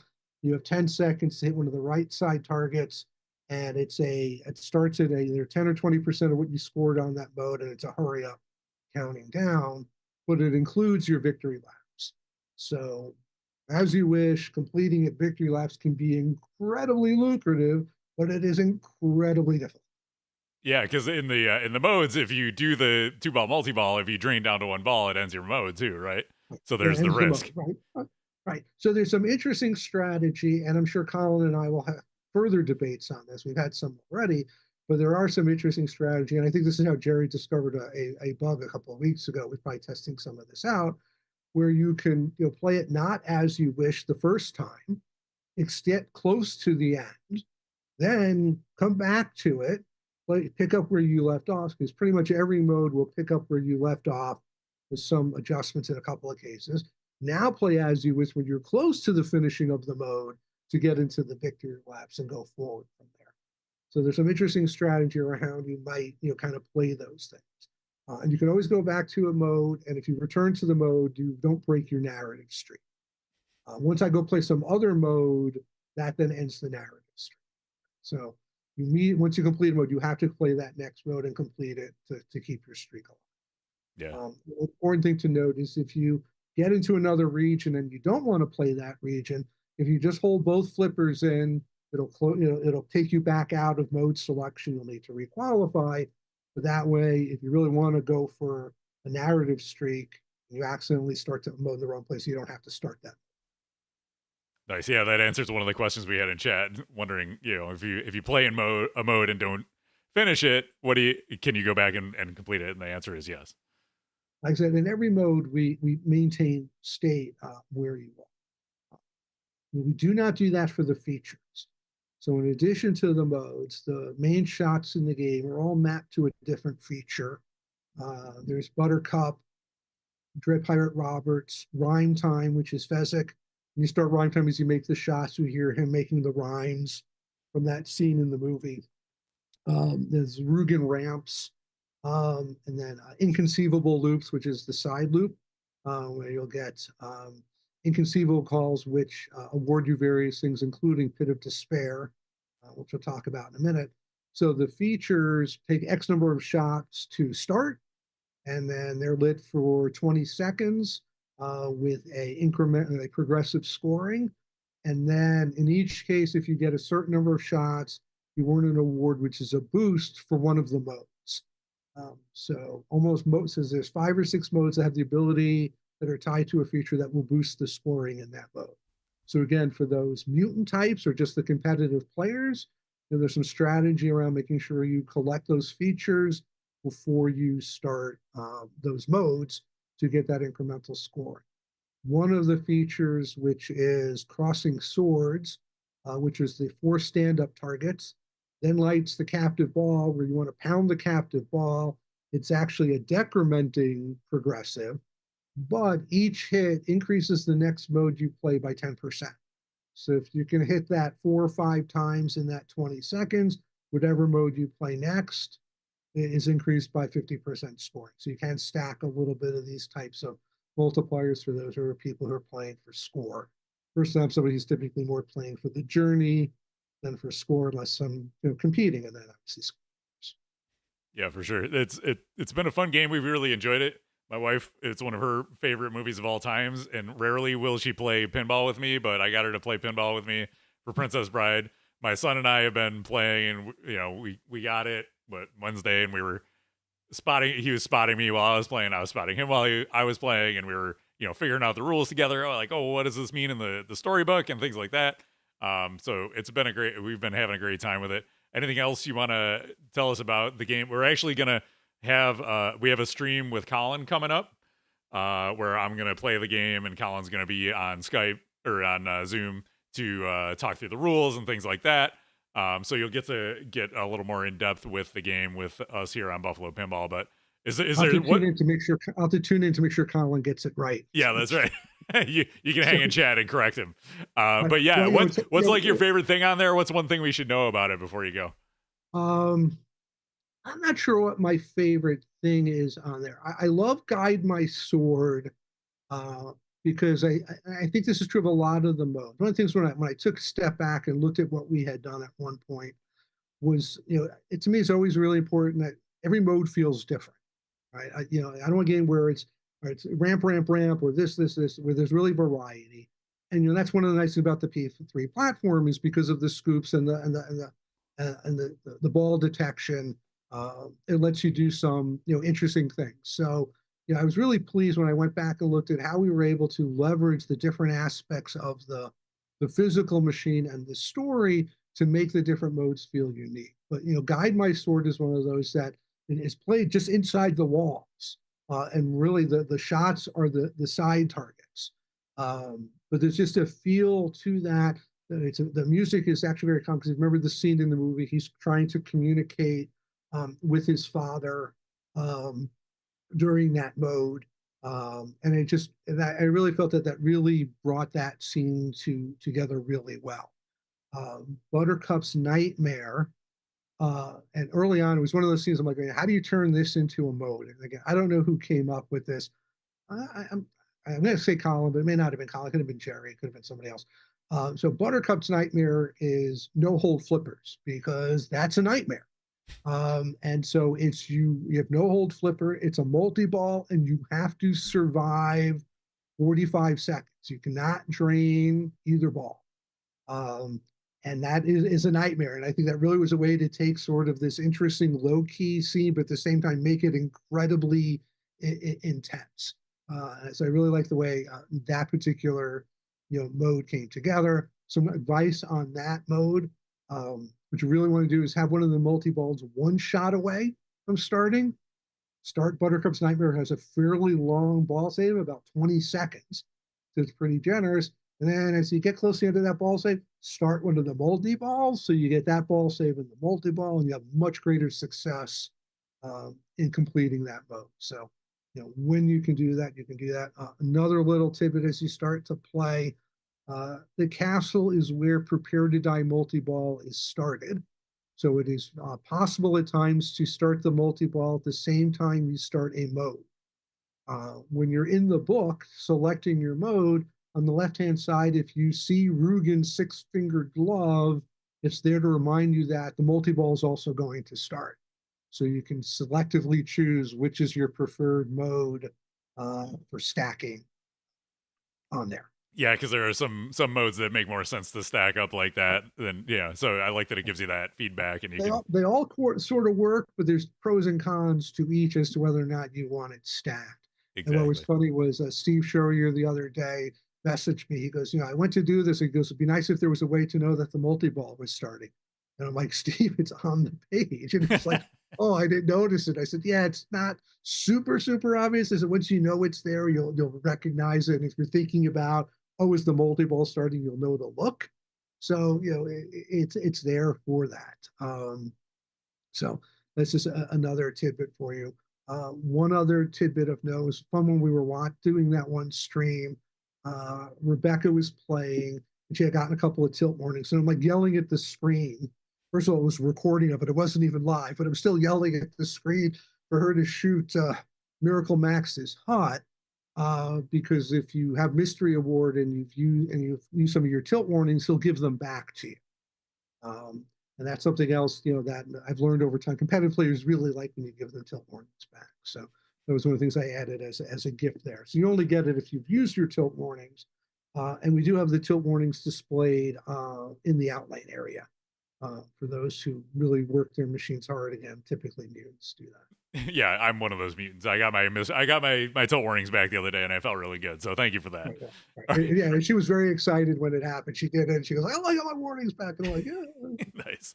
Nick, any parting questions for Josh here before we wrap things up?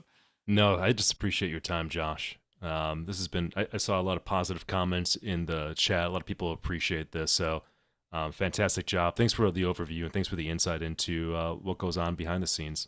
Thanks. It was great to come on. I'm very excited about Princess Bride. I'm thrilled that the games are starting to ship. As Jerry said, that shipping speed will move up dramatically. And I've been seeing photos of the playfields in production.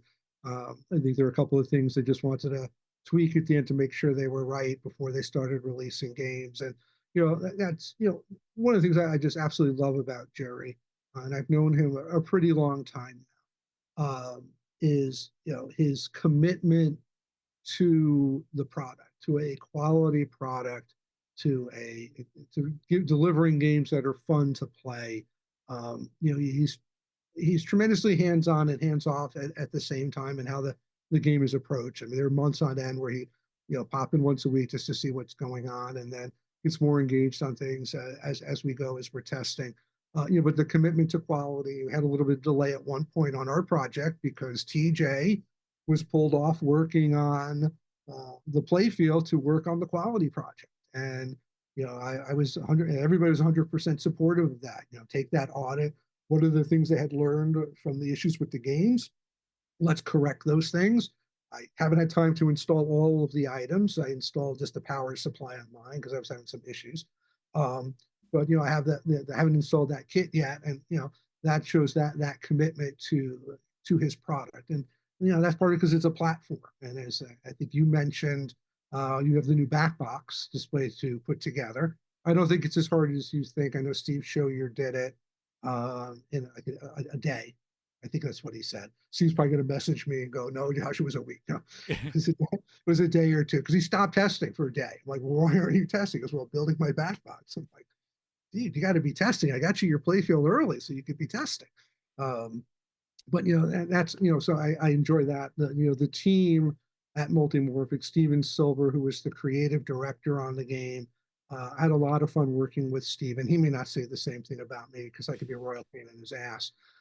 Because I'm always needing stuff from Steven, right? He's doing all the video clips. He's Rory, who does all the animations and graphics. Rory too probably gets fed up with me chasing after them. It was funny. I took a 3-week vacation at one point during the project, and I'm sure those guys were so happy that I was gone for 3 weeks, not to be like every weekly on the call saying, when am I getting this? When am I getting this? And, so I did do work like one day during the 3 weeks. So they had sent me a bunch of stuff, and the one day I worked, I put it all in because I was all ready for it. I'm like, okay, I need more. I don't think they were happy with that. But it was really great working with both of them. They're both so creative, such great artistic talent, and you can see their work when you're looking at the display. The work, the development of the indicators, the various elements. Really, Steven did a great job of editing scenes from the movie to create the things we did. At one point, you've probably played Battle of Wits at this point. And we were working on Battle of Wits, and Steven messages me. He goes, I'm having a really hard time getting this thing down to 45 seconds. And I'm like, well, how long is the scene, the whole scene? He goes, it's 92 seconds. I said, fine, give me 92 seconds. I said, we'll change the rules. We'll change the rules. I said, we can't take Vizzini's incredible speech. I said, what are you going to cut out of there and not have people be pissed off at us for? He's like, fine. So, we made it 90 seconds. We adjusted the rules a little bit to make it. It was already tough enough. So it's maybe a lot more time than you need. That's okay. I said, nobody's going to complain that we're giving them too much time. And I said, so, let's change that because, you really wanted to make sure those elements are there. I mean, there are 500, 600, 700, clips, scenes, between the video clips and the audio clips in the game. You'll have a hard time finding a voice call that you like from the movie that's not in there. If you do, let me know, and then we'll see if we can squeeze it in there somewhere. We've been adding a few extra ones of late that, we didn't get this one in there. But we worked really hard. A lot of that goes to, Steven's hard work on all of that. Awesome. Well, thanks, Josh. I appreciate your time. One more thing. One more thing.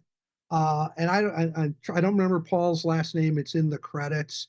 Paul Ferrer, maybe, who did the music. Mark Knopfler obviously did a lot of the music, but then Paul obviously took that music and orchestrated it and recreated for use in the game, because every mode he created music either based on Mark Knopfler's music or original music in the style of the film for all of these modes. And they're all designed specifically for the mode. We have 4 or 5 of the modes in the game are very timed modes. They match, but throughout, and really, the sound is such an incredibly important part of the game. Matt Kern did sound effects, but Paul, again, I don't remember his last name. I apologize to Paul. just a tremendous job with the music when you listen to it. He really captures the film and really created some great stuff. TJ from Multimorphics in chat, he let us know it's Paul Ferrer that did the music. So thanks, And TJ, really, and thank you, Paul. Yeah. All right. Well, we could talk all day about Princess Bride. I'm sure we'll talk more. You're gonna see more about it on Buffalo Pinball when we do our stream with Colin McAlpine. Josh, thanks so much for your time. Thank you. I really appreciate it. Yeah, and if they want to learn more about the game, they go to multimorphic.com and you can check it all out there. All right. Thanks, Josh. Guys. Take care. All right, Nick. We have some other games to talk about, don't we? It's a true story. All right, so let's get to it. It's the latest pinball news. Let's have our friend Tim Kitzrow lead us in properly. Here's the tip. It's the latest pinball news. So hot, it's on fire. All right, so in addition to Princess Bride shipping out this month, we had the launch of two brand new games. We're going to start with the one that launched first. It's the Uncanny X-Men from Stern Pinball. Ironically, the two games announced this month, I don't know if it's ironic. It's probably not ironic, but coincidentally, whatever. They're both games that Stern already did. So they did an X-Men game in like 2010-ish, 2011-ish, in that area. They're back with the Uncanny X-Men. It's based on the comic books. Let's see. I didn't write down all the details, but it's Jack Danger design, Zombie Yeti art. You got the three models like usual. Wei Sun Chen is on rules, right? So the Pro Premium and LE like usual. It's got some of the key features are the Sentinel mech that pops up out of the playfield. On the LE, there's like the hands that interact with the ramps and trap the ball. It's got the danger room. Danger room's a thing out of the X-Men series. I'm trying to find a good picture of it here. It's in the lower left area of the playfield. There we go. Where it's very much, if you've played Gottlieb's Gold Wings, everybody's beloved game, Gottlieb Gold Wings. It's pretty much that area of the playfield from Gold Wings. And then it's got a lot of crossover ramp and playfield shots. So you shoot the left side of the playfield, it turns around, crosses over the playfield, and comes back around on the other side of the playfield. I watched a little bit of the stream that was on the Stern YouTube channel, and they had a disclaimer on the stream saying it was early access code or sneak preview code, something like that. It looked very bare bones rules wise. Kind of the reception on this game has been, it went from everybody was very excited when Stern did a good job with the promo video. It showed off the game very well. And then they saw it actually being played and streamed, and a lot of the excitement, a lot of the air left the room, because it was like, the animations are not great, the call outs are not great, the rules are very bare bones. So this is again one of those games where it's like, okay, Stern, let's launch a game like 007 with preview code, and then maybe in 2 years it's going to end up being something, right? So, Nick, what initial thoughts on this game? Yeah, so this game does not resonate with me whatsoever. I question why they're doing another X-Men game. Somebody really likes X-Men over there. Maybe it's George. Fine. Absolutely tired of comic book games. Again, so many strikes against this game personally for me in terms of why I would not be interested in it. And then you have the Zombie Yeti art, which I cannot. I'm to the point where I cannot absolutely stand it. I think it's just terrible. He's a very talented artist, very detailed. It's beautiful in some ways. It just does not work on a pinball machine. I've seen this game. I've seen this picture so many times. I watched the video. I just cannot make out the shots in the game or what even is going on in the game. It's kind of like you have the art. There's so much thrown in there that it's like it's like I almost see, like, my brain sees like nothing, because it can't pick up on one individual thing without having like an ADHD nightmare panic attack. Sorry, Zombie Yeti. Again, you're incredibly talented. I feel like you just got to dial it back. But whatever, people like this. I know some people are in my camp. I do. God bless all of you guys who see it like I do. I showed Martha this, and she's just like, whoa, this is way too much, way too busy. See, the art kills it. And then, God, I don't know what to say, Kev. I think that the layout's really interesting, right? Like this, and I love seeing a unique layout. Question is, does it work? But points for having a unique and interesting layout automatically out the gate. That's, to me, that's the best potential thing about this game. I watched the stream. The sound is pretty terrible. The call-outs, as typical on these comic book games they do, are terrible and cheesy. You know, like you've got the X-Men that they did, I think it was 2012. And then they did Avengers, and then they got Venom. These, like, they did Avengers twice. Callouts are bad on both of those. Callouts are bad in the original X-Men. Callouts are bad on this X-Men. Like, I don't know, man. Presentation's important, as we're going to talk about in Avatar. And then you see like the LCD animations on the screen, and I get it. It's like, okay, this is a comic book thing, so this is going to be more static. It's just not impressive, right? Like, I think Stern just is pretty weak in their LCD game. And as I was saying with Pulp Fiction, you know, Pulp Fiction doesn't have an LCD, and I don't miss it. But when you do have an LCD there, we're going to pick it apart. And I don't think that this game has a lot going for it in terms of a first impression, right? Like, I could play it, I could fall in love with it, I can override, you know, my biases against comic book themes and the art and all of that. A great game is a great game, but this looks like your typical game where you pick a mode to do, you play the mode, you hear the call outs a million times, and that's it. It's very paint by numbers. So nothing out of the gate that's very interesting. My money is very safe when it comes to this game as of right now. I think that's it. I thought I will say something nice. I thought that the trailer that they did was impressive and definitely got my attention. Yeah, it absolutely did. They got everybody was front. Everybody had their cash ready. They were ready to go all in on this. A lot of people did, and then, you know, that stream just was like, man. Stream was terrible. Yeah, it was not a good reflection on the game. Let me give a pro tip. I mean, Stern, like, I hope you guys learn from this. You need to do a pre-recorded stream if you're going to do at least initially. You need to explain. I think you need to briefly explain high level what's going on in the game, get people hyped, and then take your best gameplay footage and show some of the game. But, you know, I get having fun. You know, God knows Martha puts on a costume and has fun. They had costumes on. It just wasn't good. Like, you guys, I guarantee it hurt sales. Yeah, guarantee it hurt sales. You had the sales of those people who can't help themselves, and then those same people watched the stream and canceled. Yeah, it's that's pretty much what Keith Elwin did with Jaws, right? They did that like 10 or 20 minute video of Keith. And Keith is not like a super hype kind of guy, but he's an amazing player and he could show off the game. So they did a pre-recorded, edited video of him showing some gameplay on the video and on the game, and I think that's fine, right? Yeah, and that wasn't. I mean, to be fair, people weren't praising that. I don't think that got people too hyped about that game. So I don't know, something to work on over there. But what also blows my mind is that this is yet another game from Stern, and you mentioned this, Kevin, where the code is in its infancy. Like, what's going on over there? You guys have like an army of people. Why are we getting these bare-bone coded games? You have to wonder if it's don't get it. John Wick was such a flop that they're like, oh, we got to get the production line up and running. Let's get this game out. Maybe, but they're on their time frame of releasing 3 cornerstone games a year, right? So what game came out prior to Wick?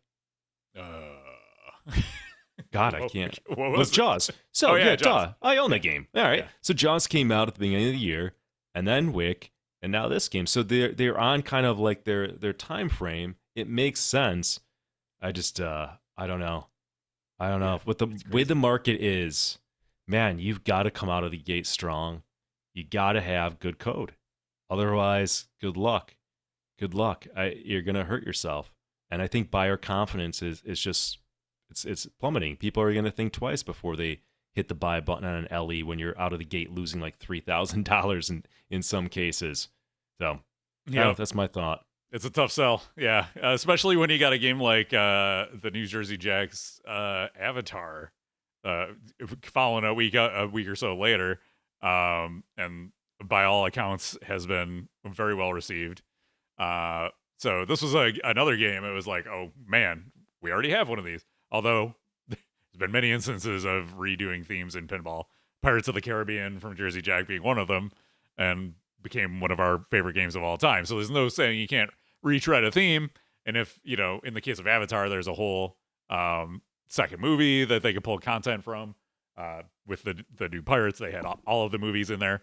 So there are reasons to revisit themes. And like Josh was saying, that it's like, that curve of, what games are, what licenses are going to fall more towards the let me open up my wallet and buy versus, maybe not, and is Pandora or is Avatar one of those themes?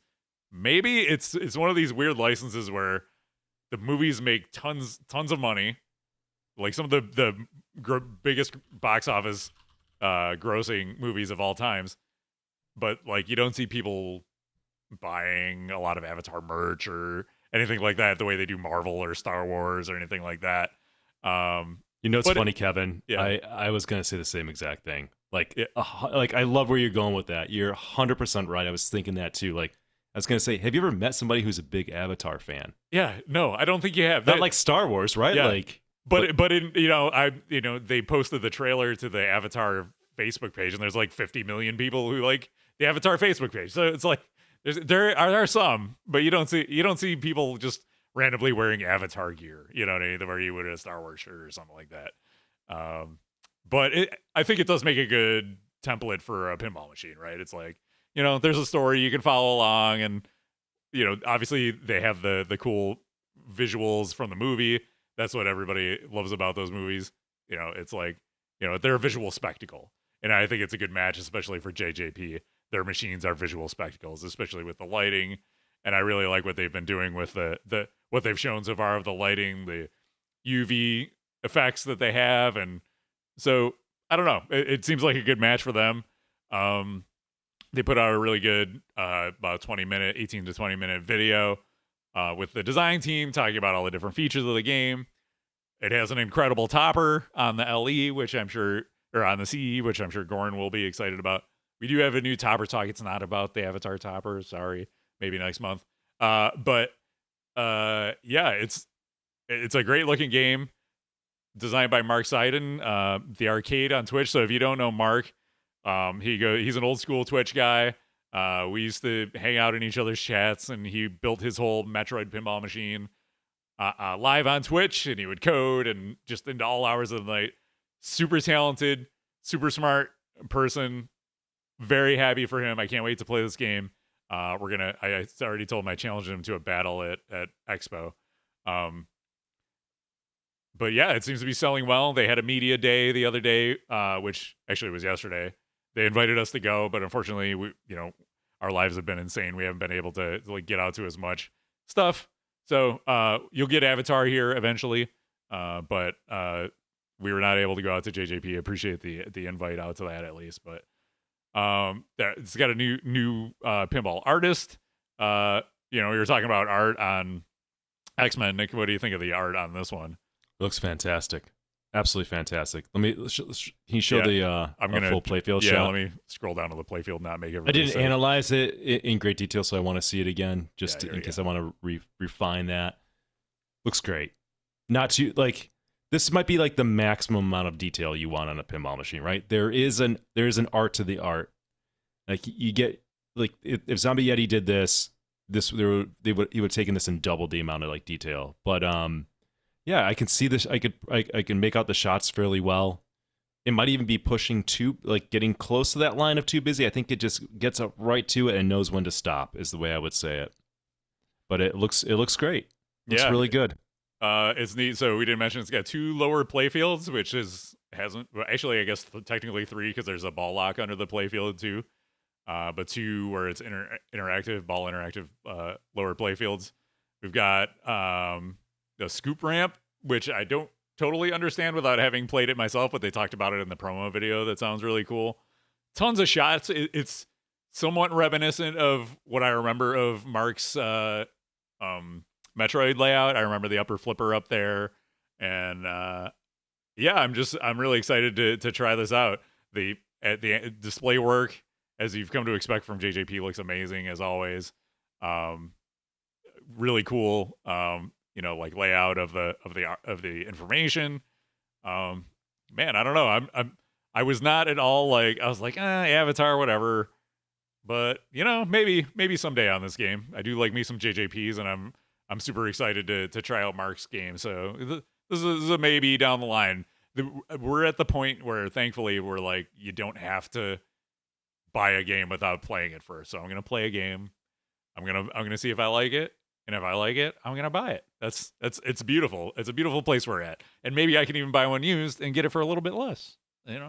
So it's we're in a time where it's like buying a new game could be like a multi-$1,000 loss potentially, depending on the game you want to sell to make room for it. So if your game room's full and you have to sell something, it's like, all right, I would need to spend all this money and also maybe lose $2,000 or $3,000 on this game that I bought a couple years ago. So I think I'm just being a little more cautious about the things I'm buying, because I have had a lot of folks say, "Oh, you buy a lot of the JJP stuff. Yeah, are you getting this?" And I was like, I'd love to. I'm not. I don't have unlimited funds here. I'm just an average, like, I'm not a rich guy, unfortunately. I wish I was, where I could just throw all that money out and buy whatever and not care. But yeah, Avatar's a maybe for me. Yeah, Avatar, when I heard it, I was like, my money's safe. I'm not interested in a theme. I couldn't even make it through the first Avatar movie. I had to turn it off. Just wasn't doing it for me. And then I see the trailer and the 18-minute video presentation on it, reveal, just absolutely amazing. I mean, that was so well done. The passion behind this, the lighting is unbelievable. It left a very, very positive impression. But here's the deal. Fool me once, shame on you. Fool me twice, shame on me. This is a Keith Johnson game. So I've got 2 JJP games. Both games of his are uncoded. Love the JJP guys. Keith Johnson is probably my favorite rules designer, period. Love his games. However, my Pirates, which is 6 years old, is still incomplete. It doesn't have the final wizard mode in it. My Godfather, which is a year and a half old, which I bought like a month after it came out. Stupid me. Thinking that maybe they'll finish this game. Still incomplete. The wizard mode's in the game, but it has a bug that's preventing it from accessing it. It doesn't stop the timers on it. So there's a terrible track record going on with games that Keith is coding. I think Guns N' Roses is complete, but I know some people are not happy with the code. It needs some work. But why, to JJP, love you guys, but why on earth would I pay $12,500 for another game where your team doesn't finish the rules on it? Like, that's you, and it's heartbreaking because you guys, everything you do is amazing, right? Like, you guys are the gold standard of pinball machine design, especially in presentation. You guys crush it. So why is something so simple as just finishing the game so hard? And plus, this is the crazy thing. You guys release games where your code is way ahead of Stern's. I mean, the game is like pretty much done. You're at like the 1 yard line, and then you don't cross it. That is really odd. Whereas like Stern will eventually cross it after like 2 years. Maybe 2 years is too much. A year and a half. So again, I can't on principle buy another JJP game from this team until you go back and finish the other games that I've spent money on. Now, I might be in danger of becoming a hypocrite if this team makes my dream theme and I can't help myself but get my wallet out, but that's not the case in this scenario. So no matter how good this game is, I'm not touching it until I'm not even thinking about touching it until it's done. That's another fair assessment as well. It's like you gotta finish your games. These are very expensive things. So and I've gotten to the point where what Nick's dream theme is in chat. Borg Dog's asking. I'm pretty sure that's Hall & Oates, right? That's Nick's dream theme. I would do Hall & Oates. I don't know what my esoteric dream themes are. I would buy an indie game. I wish JJP would do Indiana Jones and do it right. Yeah, that'd be good. We're due for a better one. But yeah. Anyways, yeah. Game looks great. Looking forward to playing it. Maybe get it down the line. Please finish it. There you go. All right, what else do we have news-wise? A few other quick items. Spooky Pinball is moving again. I'm like, this company has moved more than any other company I've ever known. but they're relocating their manufacturing again. They're showing off some of their new test rigs, things like that. They did a stream of the move. There they are in front of their new location. So congrats, Spooky, on your new spot over there. I threw this one in for Nick Lane. Nick, That's like half the town in that picture. yeah, it is, isn't it? Nick, are you excited for our first look at Sushi Madness from Pinball Adventures? Bring Oh my it on. God, here it is. So they were doing that How Elements do they game. still exist? How do they still exist? They took that Elements game to, it was a TPF, and it was a hot mess. So like, you know what? Let's do another game. That one's going so well. So used to be Sushi Mania, now it's Sushi Madness. And some close-up pictures of the playfield. So there you go. Nobody wants this game. Don't bother. Oh, looks terrible. Yep. Yep. But thanks for the content. One thing that is really cool is the new Jaws code update. I played this at your house. That has the new Jaws: The Revenge mini challenge mode. Nick, you've played this more than I. Tell us a little bit about this. Yeah, this was a surprise. Quite the surprise. So it's a kind of a mode that you can play when you start the game. You hold down like the left flipper, and you know how you can select different alternative versions of a game or certain modes of a game. Well, this was added, and it's a 8-bit Nintendo style presentation where you're the shark and you play it like an old school video game, and that there's levels that you go through. You have health meter. Starts out where each shot will put you kind of like in a different lane in the water as a shark, and in those lanes are swimmers. And when you get into a lane where there's swimmers, you mash the button to chomp them and eat them, which is pretty cool. You drain, you lose some health. Once there's like a timer like to do that part, and then once the timer's up, you go into this battle phase where there's a boat that's trying to kill you. The boat's attaching barrels to you, which kind of nerfs the shark, and eventually will get your health down if you don't hit a shot that gives you more health, or you don't hit enough shots to kill the boat. If you lose your health, then you go to ball 2, and then ball 3.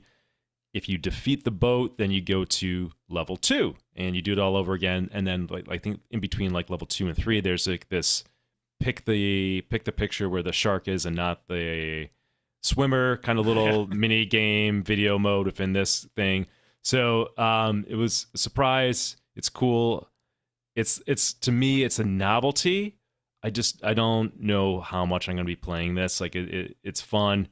You kind of play it a few times. Maybe you get addicted and play more, but I think what's interesting is just how much work they put into this for something that is more of a gimmick and novelty, and a very well done gimmick and novelty, right? Like, but it's kind of weird, man. It's like, wow, there's so much in this game, and they put it in so much in this game, and then you see these other games from Stern that just don't have any code in it.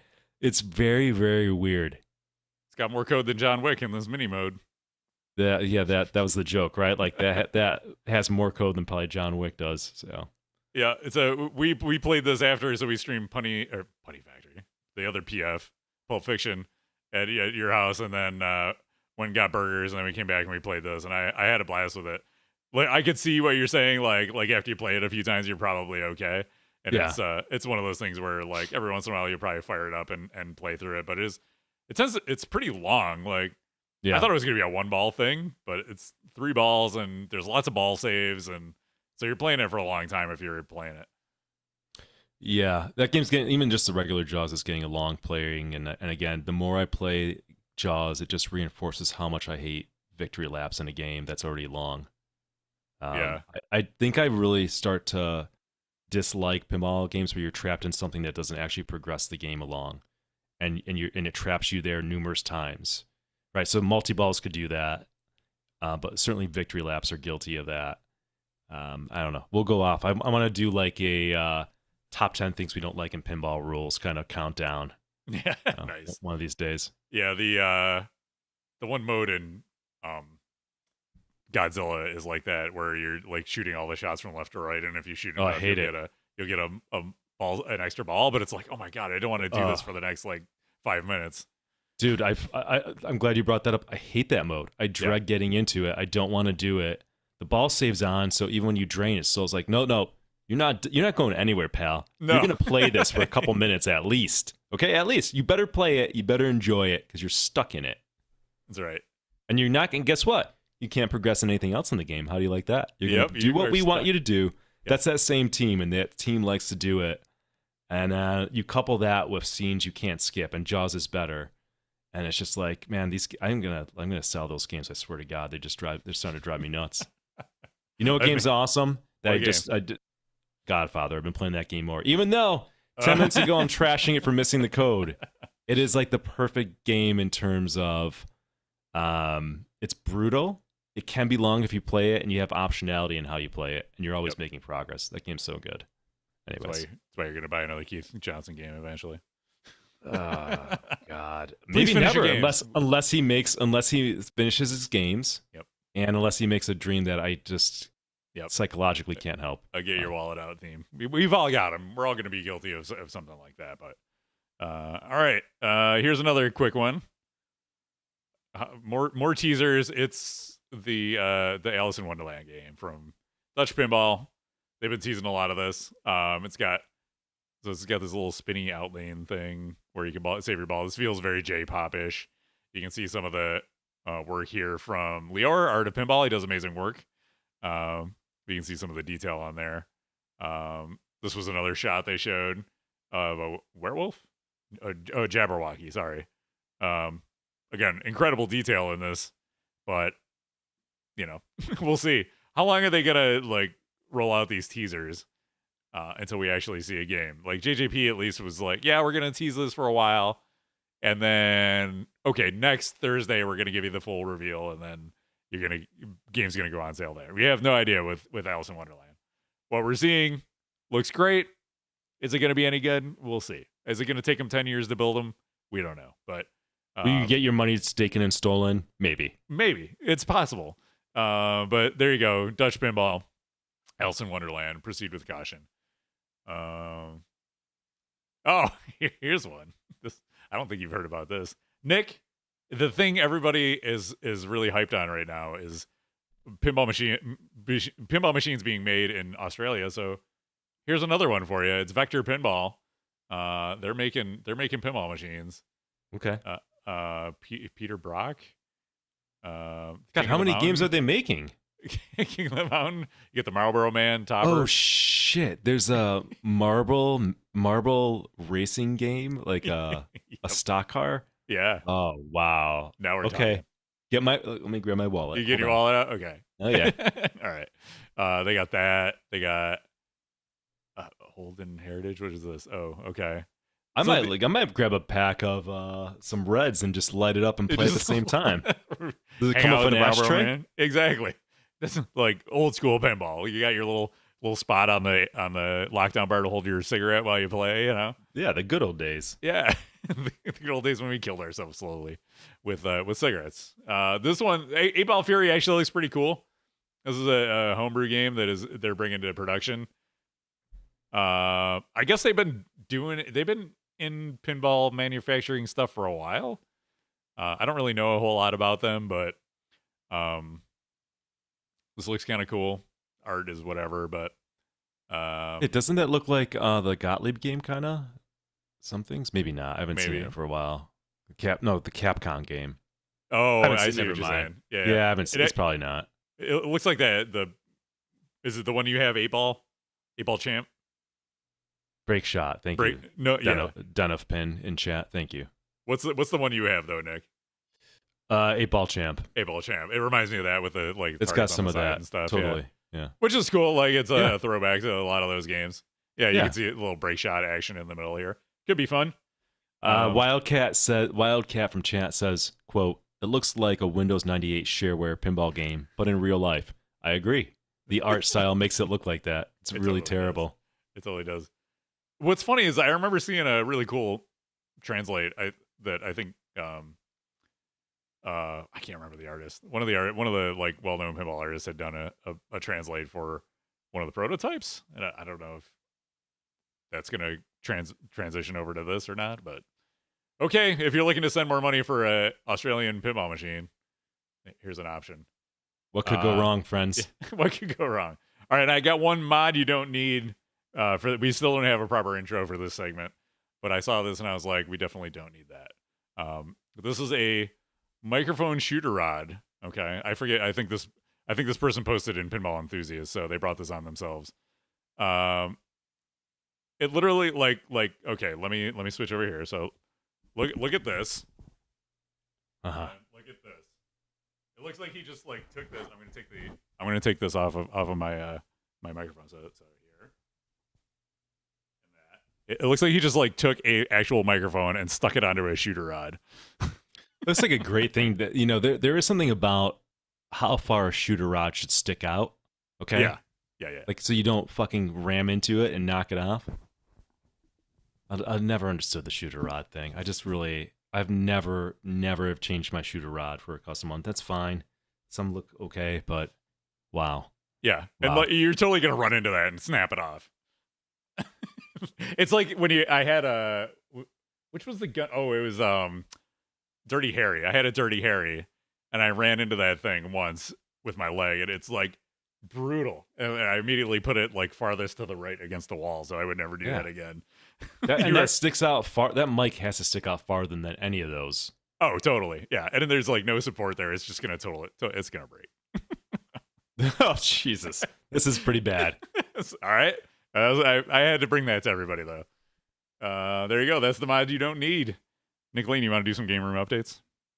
Yeah? Yeah. Want me to tackle this? Go first. I've got nothing. We've just been working on bringing the club to the finish line. It's getting painted right now. I'm hoping to open up by the end of the year now. So, you know how it goes.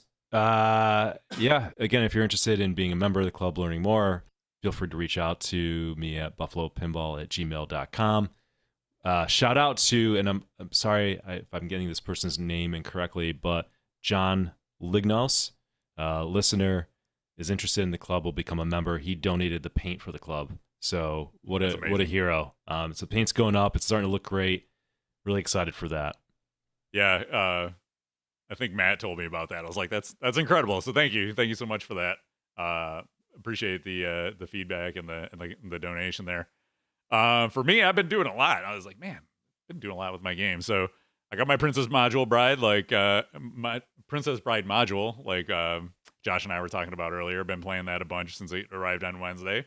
I'll be streaming that. It was originally going to be Monday, but I have another dad obligation that night, so it might be Tuesday night. If Colin can do it then, we'll follow the Buffalo Pinball social media, and we'll post around there when that's ready. But it's going to be a stream of the gameplay, along with Colin McAlpine, who did a lot of the rules on the game via Skype / Zoom, talking about the rules and helping us through that. I got some new drained artwork for my drained pinball module for the P3. We got the speaker panel art and the front cabinet art. So the new thing, one of the latest things they've added to the P3 is the art that you can actually swap out on the front of the cabinet. So I'm going to install. I got the System Core art package for my game. I put that on, and I got the System Core front, but I'm going to install the T-nuts so you can just screw on different art. So thanks to Nick Baldridge for the sweet drained art. It looks really good.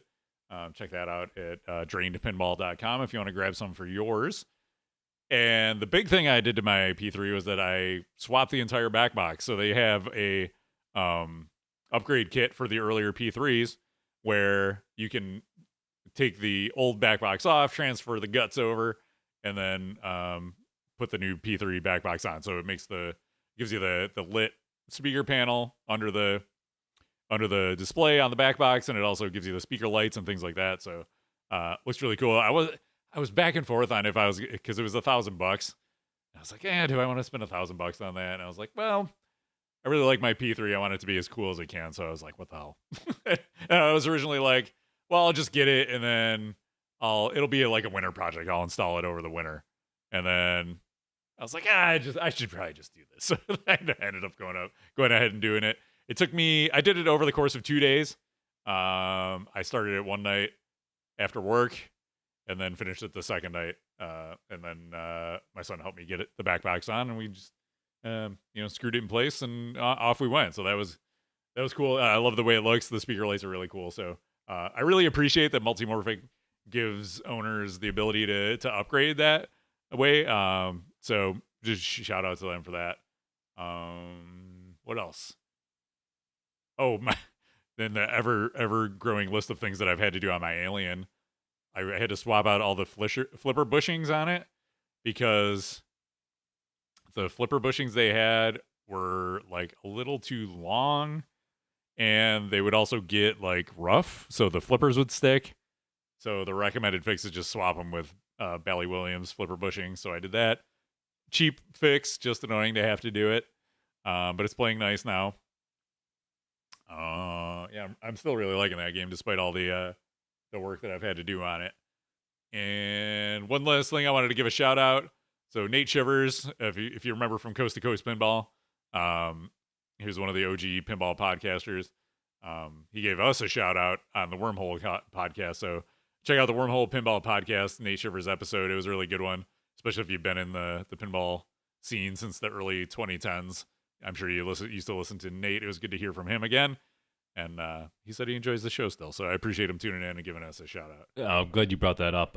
Yeah, the one pinball podcast I really listened to back in the day was his podcast. So it's nice to see things come full circle. It's kind of we listen to him, and it's nice that he's finding some entertainment value by listening to us. So it was really nice of him. By the way, I just found out yesterday I'm going to be going to Amsterdam for work. Oh, shoot. Mid-October. So if you're listening, Nate, maybe we'll meet up. Which also means, Kevin, I probably will not be going to Expo now just because I've got so much travel coming up. So. Oh, geez. Okay. Well, yeah. I'm rooming up with Digital Jedi, so we'll have fun on your behalf at Expo, and I'll give everybody high fives for you. Thank you. All right. All right. If you haven't yet, be sure to type #win in chat. We're gonna pull our winner of the Pinball Life Brightline synchronized speaker lighting system and Kenwood speaker upgrade combo pack from Pinball Life. This is so we've got 44 total entries right now from 37 people. Remember, if you subscribe to the channel, you get double the entries.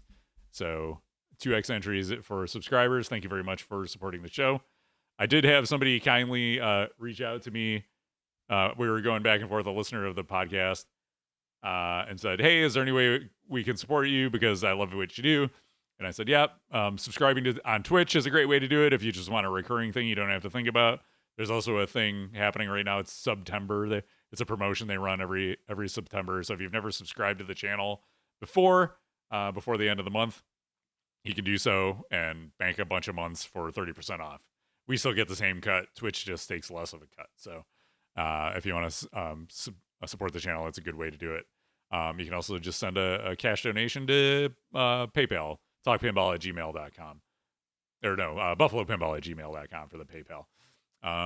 So thank you for everybody who supports the channel and for all of y'all who are getting in on the winning entry. All right, so we're up to 47 total entries, 40 unique entries. We're going to pick our winner for the Pinball Life lit speaker kit. It is Wildcat. Wildcat's not in the U.S. though. Wildcat, do you have somebody in the U.S. we can ship it to? Or how do you want to do this? I know. Inevitably, when we do a drawing like this, it's always going to go international. So we'll wait for Wildcat to chime in. If not, we'll pick another winner. He does. Okay, Perfect. So we're gonna. All right. We're gonna. He's gonna accept that.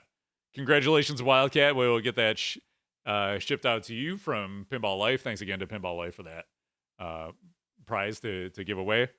Don't go anywhere though. We have a brand new episode of Goran's Topper Talk.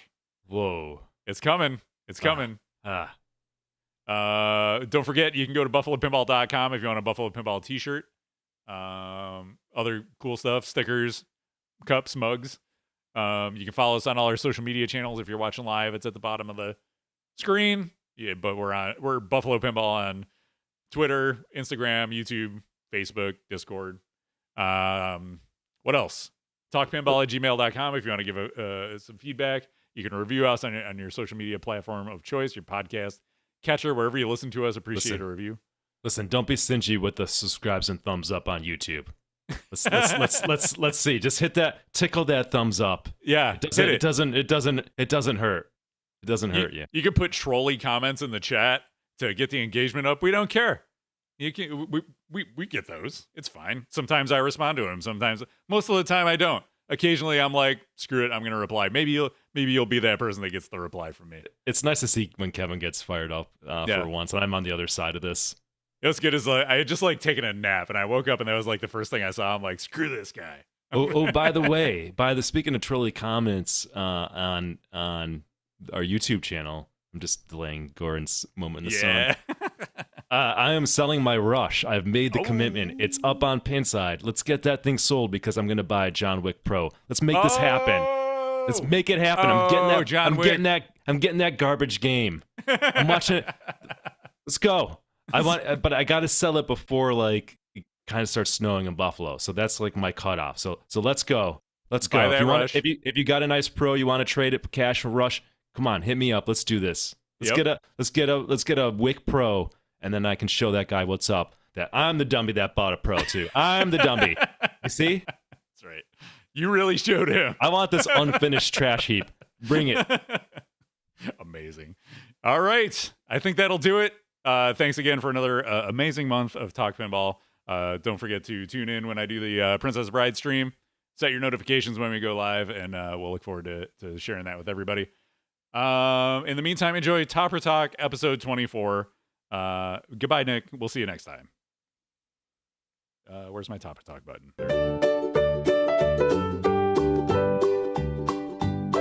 It's Topper Talk with Goran right now. Let's all have some fun. This is about plastic on top of your pin. Go and buy one now. There's a topper here and a topper there. Here a topper, there a topper, everywhere a topper. It's critical to the gameplay experience. You must buy one now. It's your monthly fill of toppers right now. Topper Talk with Goran. Hello everybody and welcome to another episode of Topper Talk with Goran, the part of the podcast where Kevin and Nick give me about 3 to 5 minutes to talk about everything happening in the very active and profitable Topper community. Now for today's episode, we'll be talking about the new Jaws Topper from Stern Pinball, so let's head into the office and we'll talk about that now. Okay, so here we are in the office, so let's dive into the Jaws Topper. So this is the Jaws Pinball Topper from Stern Pinball. I think they call it the Amity Island Billboard Topper. It is $999, and as you could have guessed from the title, it is the Amity Island Billboard. It's static. It has light shows, but it has no moving parts to it, which I think is shown by the price. Typically, currently in the Stern topper market, toppers with motors are typically in that $1,500 to $2,000 range. I do miss the days of the Black Knight topper when that was under $1,000. What a steal that was. But the topper has a neat lenticular effect that has help shark pop up depending on how you're looking at it. And then the billboard is backlit with some other lighting as well around the trees and the plastics on the back panel of the topper as well. It's $999, which is pretty expensive. It does look nice up there, but the one thing that it does have going for it is that you actually get an exclusive topper mode unlocked with this. It's called The Shark is Broken. I think it's like a mini game essentially. And when Jaws was being filmed, the shark was always broken. It was a very temperamental shark. So Stern made a mode just based off of that, where the game is malfunctioning and you need to get it back to 100%. It looks pretty fun. So in that $999, you're essentially paying for that other DLC. With that said, we don't know if Stern will release that to other people in the future. The other thing is, so one thing I like about this topper is that it doesn't mirror the artwork from the back glass or the title from the back glass directly up on top of the topper. Although now that I look at it, I do see the billboard right here in the back glass. And then also, you have the billboard on the game as well. So you do have, I guess, 3 billboards now if you have this topper, all showing the same thing. But like I said, I do like that it doesn't just have the Jaws font and Jaws logo right there up top like you see with other games like the Teenage Mutant Ninja Turtles topper. Here's a quick little video of the topper doing its thing. You can see the lenticular effect in action. They should show that in a second. And the backlighting. And there's some of the light show. And yeah, that's about it for this topper. It does look nice up there. It's pretty expensive. but I do like how it looks. Thank you so much for tuning into this episode of Topper Talk with Goran. Tune into the next podcast for another episode, and as always, get out there and buy a topper. Thank you for coming to my Topper Talk.